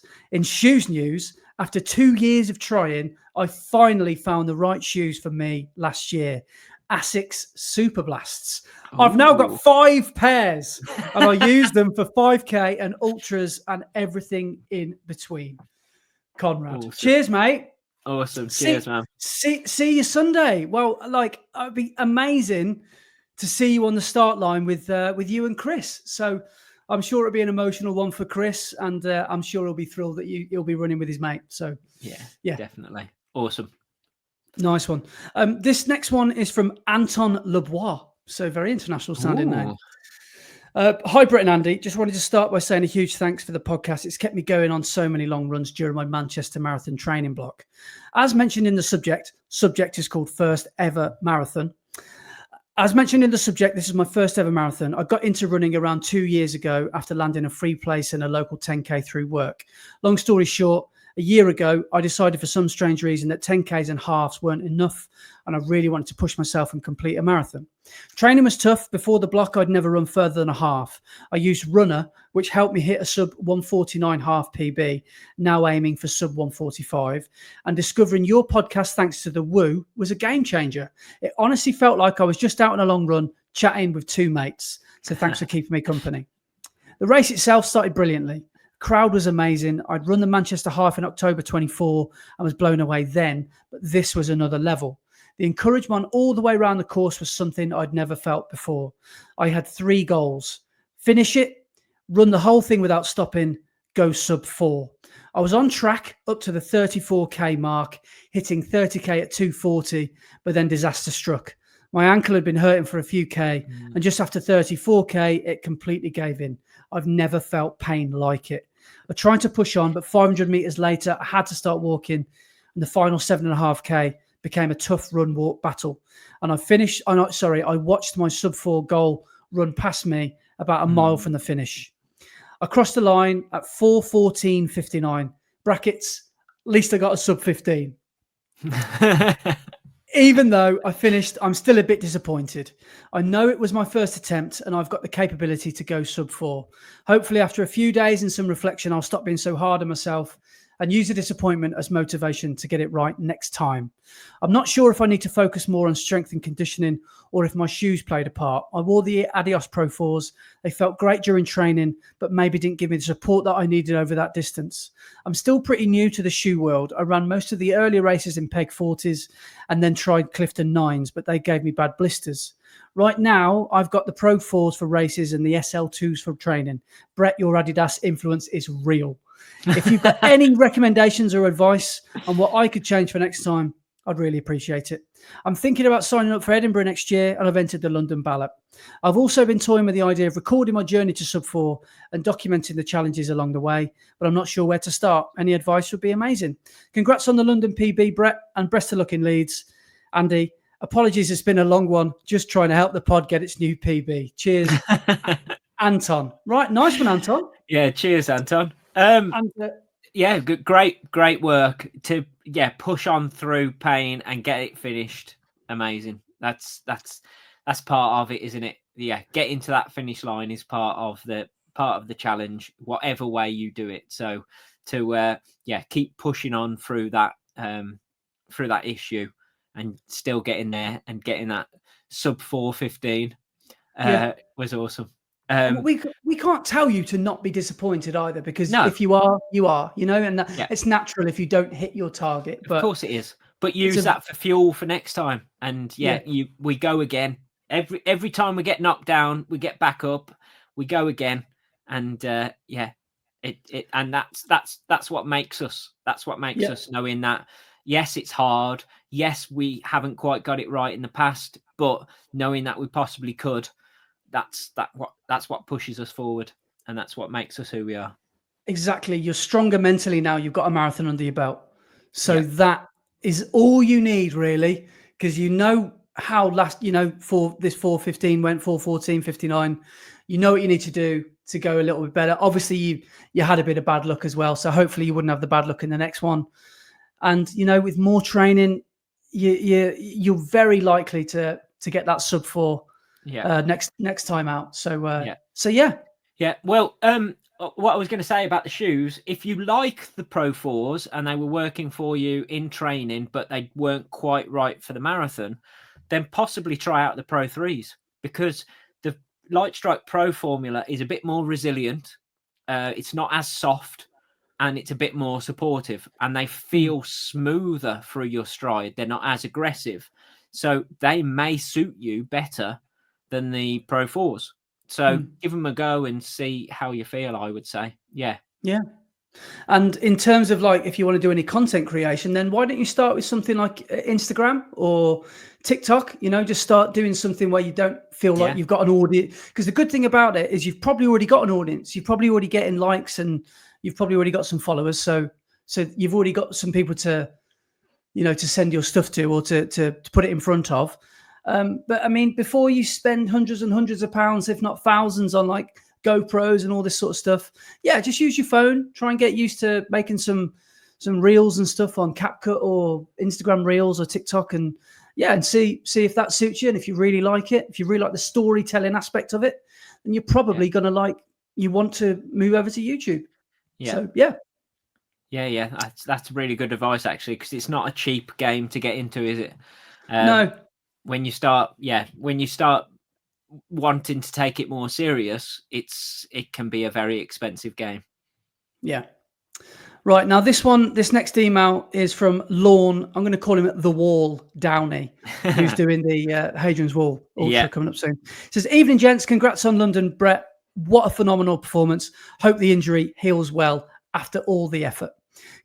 Looking forward to the chance to meet Andy at Leeds after watching his channel for a couple of years now. I'll be the one with the backpack and a massive charity flag representing the Red Sky Foundation, an amazing charity up here in Sunderland who help people who suffer with heart-related illnesses. I'll be running Leeds for them in memory of a close friend, Jack, who passed away last year at 29 years old after battling a heart condition for the last few years. All the best for the race, Andy, and I hope to see you on the day. Cheers, Lorne." I think emails like this really help put things into perspective as well. It's like everyone's got different reasons to run a marathon. And it's like, what bigger why could you possibly need than to run it for someone else? And, you're probably thinking, well, 4, 5, 6 hours, however long it's going to take you, a struggle is nothing compared to what others have been through. So, and you're doing it 1,000,000% the right way. You've got a massive charity flag. You're doing it, raising money, raising awareness. And I hope you have an amazing day. And have a great race. So it'd be great, Lorne, to see if I can see you on the day. So all the best, mate. If we don't bump into each other, where are we at now? Just over 2:06, and I'll just see how many we've got left. We have got, oh my god, we've got about 10 to go. So I'm just going to probably finish. Should we say 2 more, and then we'll leave the rest for next week? This next one is of medium length, and the next one is also of medium length as well. Okay, let's do 2 more. Yeah. Okay, so this one is from Troy Sterling. He says, "Hi guys, long time listener, first time emailer. Love listening to you guys. I've binge listened to you from episode 1 and have finally caught up. I mow lawns for a living, so you keep me company while I'm at work pushing my mower around. I started running in October 24, so not long then. Mm-hmm. And I've been addicted ever since. Thanks to my mates for talking me into it. We love PBs and pints. Since I started running, I've now completed 3 half marathons with my time improving each time. Times for each were 1:52, 1:47, and then 1:38. Oh, wow. That's an incredible ability. I was going to say, that's a great improvement, isn't it, over first 3 halves? Wow, that really is decent. Question. I've just registered for my first ever marathon in Hawke's Bay, New Zealand. It's a flat course and I wanted to target sub 4 hours. My Garmin watch is saying that I'll be able to do 3:11. I don't believe that one bit. Do I change my target to 3:30 and risk hitting the wall and DNFing, or keep the original target of 4 hours to enjoy my first marathon? Entering unknown land here. I'm also not sure what shoes to run in. I've got the Metaspeed Sky Paris, but I'm worried they'll become uncomfortable. So I'm considering just doing the marathon in my Nova Blast 5s. Some of your wisdom would be appreciated. Brett, I just wanted to say kudos for London. Such an inspiration with a broken leg. Haha.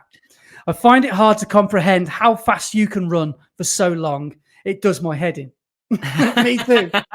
Me too, Troy. Andy, the effort that you've recently been putting into your run has definitely inspired me to put more effort into my runs and training as well. Love listening to you chase and hit your targets. I'm chasing similar targets in PBs. Much love from down under. Cheers, Troy. Awesome. Nice one, Cheers, Troy. Well, yeah, that's a difficult one. First, I will say that Garmin, Coros, Strava, these targets are very unlikely to be bang on, either too fast or too slow.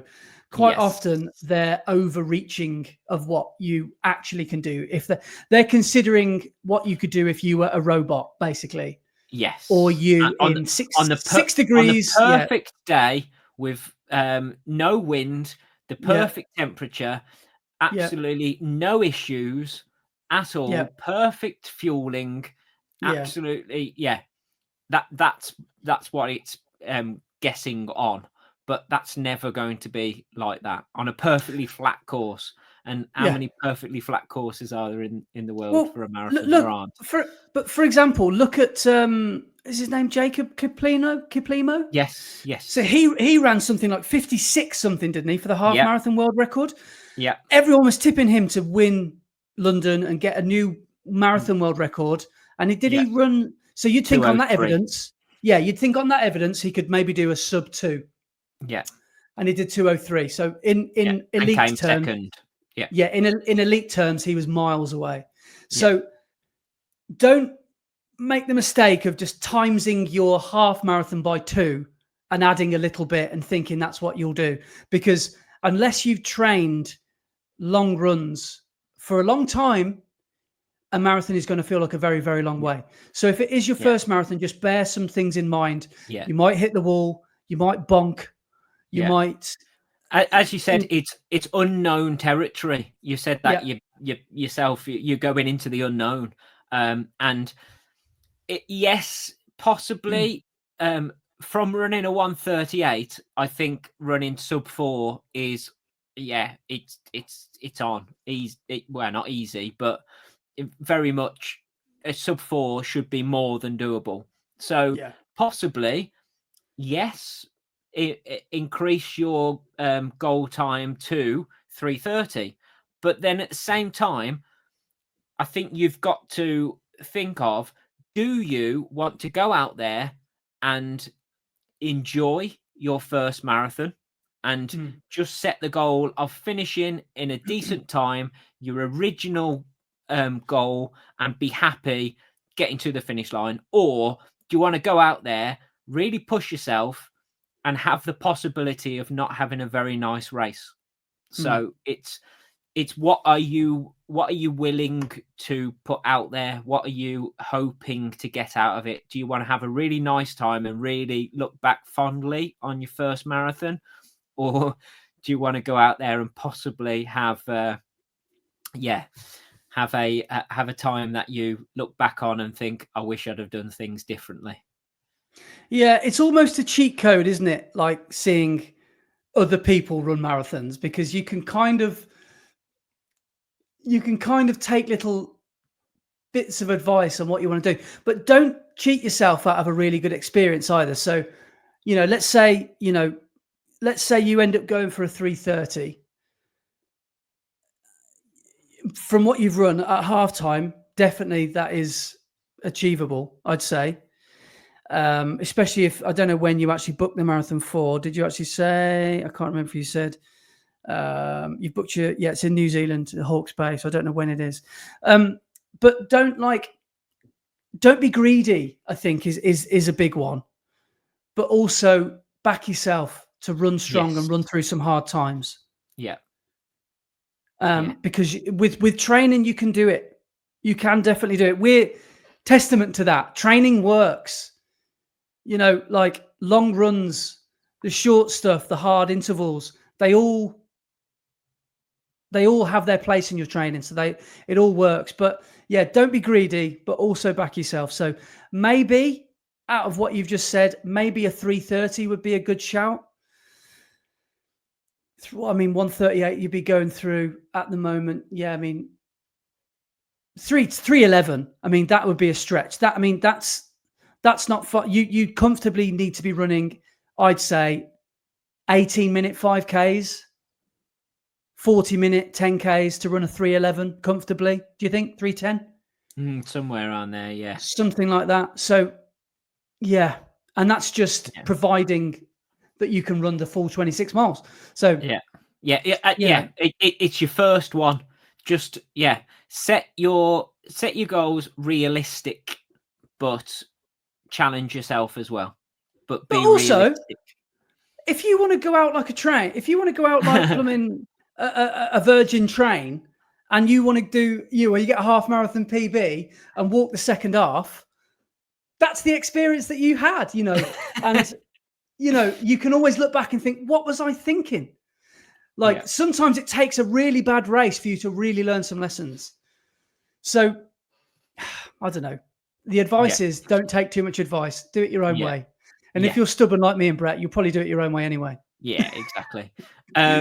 But shoe choice, go for the ones that you think you're going to not only get the best performance out of, but actually be comfortable in by the end. If you think that the Metaspeed, Sky, Paris are going to be uncomfortable towards the end of the race, do you really want to put yourself through that in your first ever marathon, or do you want to go with comfort? Yeah. So lots to think about. Obviously, we'd love to give you all the answers in the world, but we can only tell you what works for us. But when I did my first marathon, I ran in shoes that were too small. So that was a lesson I had to learn. And I ran the same shoes that I had just run a half marathon PB in. And I was, maybe obviously got the sizing slightly wrong, but if they were half size bigger, it would have been perfect. Maybe if you had a good half marathon and it worked for you, maybe. Yeah. I mean, my first few marathons, there was no such thing as super shoes. So I just ran in normal training shoes. Go for what you are most comfortable in on those long runs. So when you're out training, try out several different shoes. What are you most comfortable in? Go for those. Yeah. Cool. Well, thanks, Troy from New Zealand. Cheers, man. That was a wicked email. Nice one. So this one is from Stephen Hobson. We'll call it a day on these because we have got some more to get through next week. Maybe we'll get into the comments and emails earlier next week. Well, in fact, my analysis of Leeds next week will probably be 3 minutes. I went out too fast, bumped, had a horrible day. Now it's time for comments and emails. I'm the bonker of the week. Maybe that's what we could have a segment, bonker of the week. This week it's Dave. It's Dave, run like a T-Rex. He's our 41-minute bonker. So maybe it'll be me next week. So this is from Stephen Hobson, and he says, "Hi, Brett and Andy. Started listening to the pod during my training block for Manchester, and I've enjoyed listening to your nonsense on many of an easy run over the past few weeks. So I thought I'd let you know how my race went. Bit of background. This is my fourth marathon, with my previous times being 3:17, 3:06, 3:02 in horrendous conditions last year in York during a literal storm. Training around this time went well, and I went into the race confident of a sub-3, with a hope that maybe a London good for age might be possible, sub-2:57. On the day, it was clear that the sun was going to be a factor, but I decided to stick with the plan. I cruised through the first half, dealt with the Altrincham Hill, and hit halfway in 1:28.45. Pretty much exactly where I wanted to be. However, around mile 16, the heat started to get me. I felt low energy and it became hard to maintain pace. I took an emergency gel, adjusted the strategy, and at this point, it was all about getting the sub-3. I dug in for the toughest 10 miles I've ever run, keeping as close as I could to 4:15s, or for you Imperials, 6:51s, and slowing through the water stations to take on all the fluid that I could. The last few miles were carnage with so many people at the side of the road or walking. Somehow, I held on to come over the line in 2:59.21. Yes! Marathons are so tough. You train for months and then you get dealt a rough hand on the day, but there's little you can do about it. But there is something so gratifying about battling through the adversity to get a result that you can be proud of. Thanks for the pod, and maybe see you guys in Valencia, where I'll be chasing that London good for age. Steve. Amazing. Oh, Steve-O. Awesome. Unbelievable performance. That is awesome. Yeah. Oh, wow. I know the feeling well of your first sub 3, and yeah, it's incredible. It's incredible to battle to the end and still get that sub 3. Amazing work. That must have been some battle the last 10k. To get in at 2:59.21 as well. And I imagine, I can't remember if you said you'd done Manchester. Yes, you'd done Manchester before. So I wonder if there was an anxiety going through. What did he run? 2:59.21. That's the exact time I run on my first sub 3. Ooh, to the second. Wow, that is freaky. But there would have been some anxiety because a lot of people, because the finish line is different this year. So everyone's like, oh, will the course be long, or how much longer will it be? How much further away is it? So, that must have felt incredible. So thank you so much, Steve. Yeah, amazing. That was a wicked email, and congratulations. Yeah, awesome work. Awesome work. Right, so we'll leave it there for the comments and emails this week, and we'll get a few more in next week. But there is one last thing we need to do, and that is the Strava segment. So our top 3 on last week's leaderboard. In first place was Ryan Gowan with 70.6 miles. So awesome work, Ryan. Second is Kyle Blacketer with 64.7 miles. And in third place is Rory Hancock with 61 miles on the nose. So awesome work, you 3. Yep, very well done. And then our top 3 for climbing. In first place, we have Jackie Wilson with 4,455 foot. Nice so one. Amazing work, Jackie. John Braz is second with 4,006 foot. And third place is Matt Nichols with 3,753 foot. So amazing work from all of you. And then our top 3 ladies. In first place, we have Rachel Watson with 53.9 miles. Second place was Chloe Hamard with 48.6 miles. And third was D. Cook Rees with 41.4 miles. So love it. Amazing work, everybody. I love that bit of the pod, reading out people's mileage and climbing and stuff, and seeing how well people have done over the last week. It's good. Yeah. I like it a lot. Should we, just to give a little bit of jeopardy?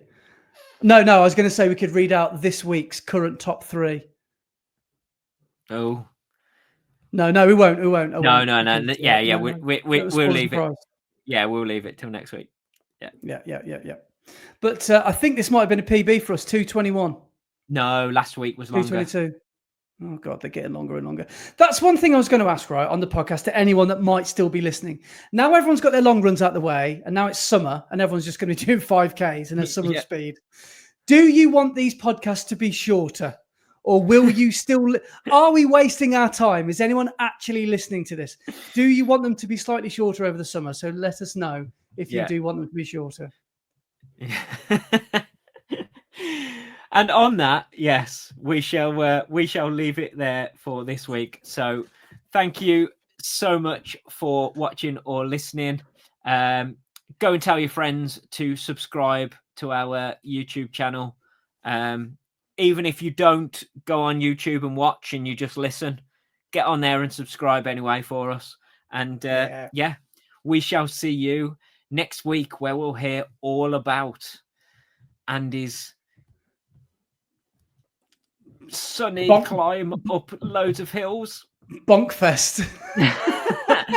No, he's going to absolutely smash it. So we will hear how well Andy has run Leeds next week. So best of luck, mate. And cheers, mate. Thank you very much, guys. We'll see you next week. Cheers, guys. Cheers, guys.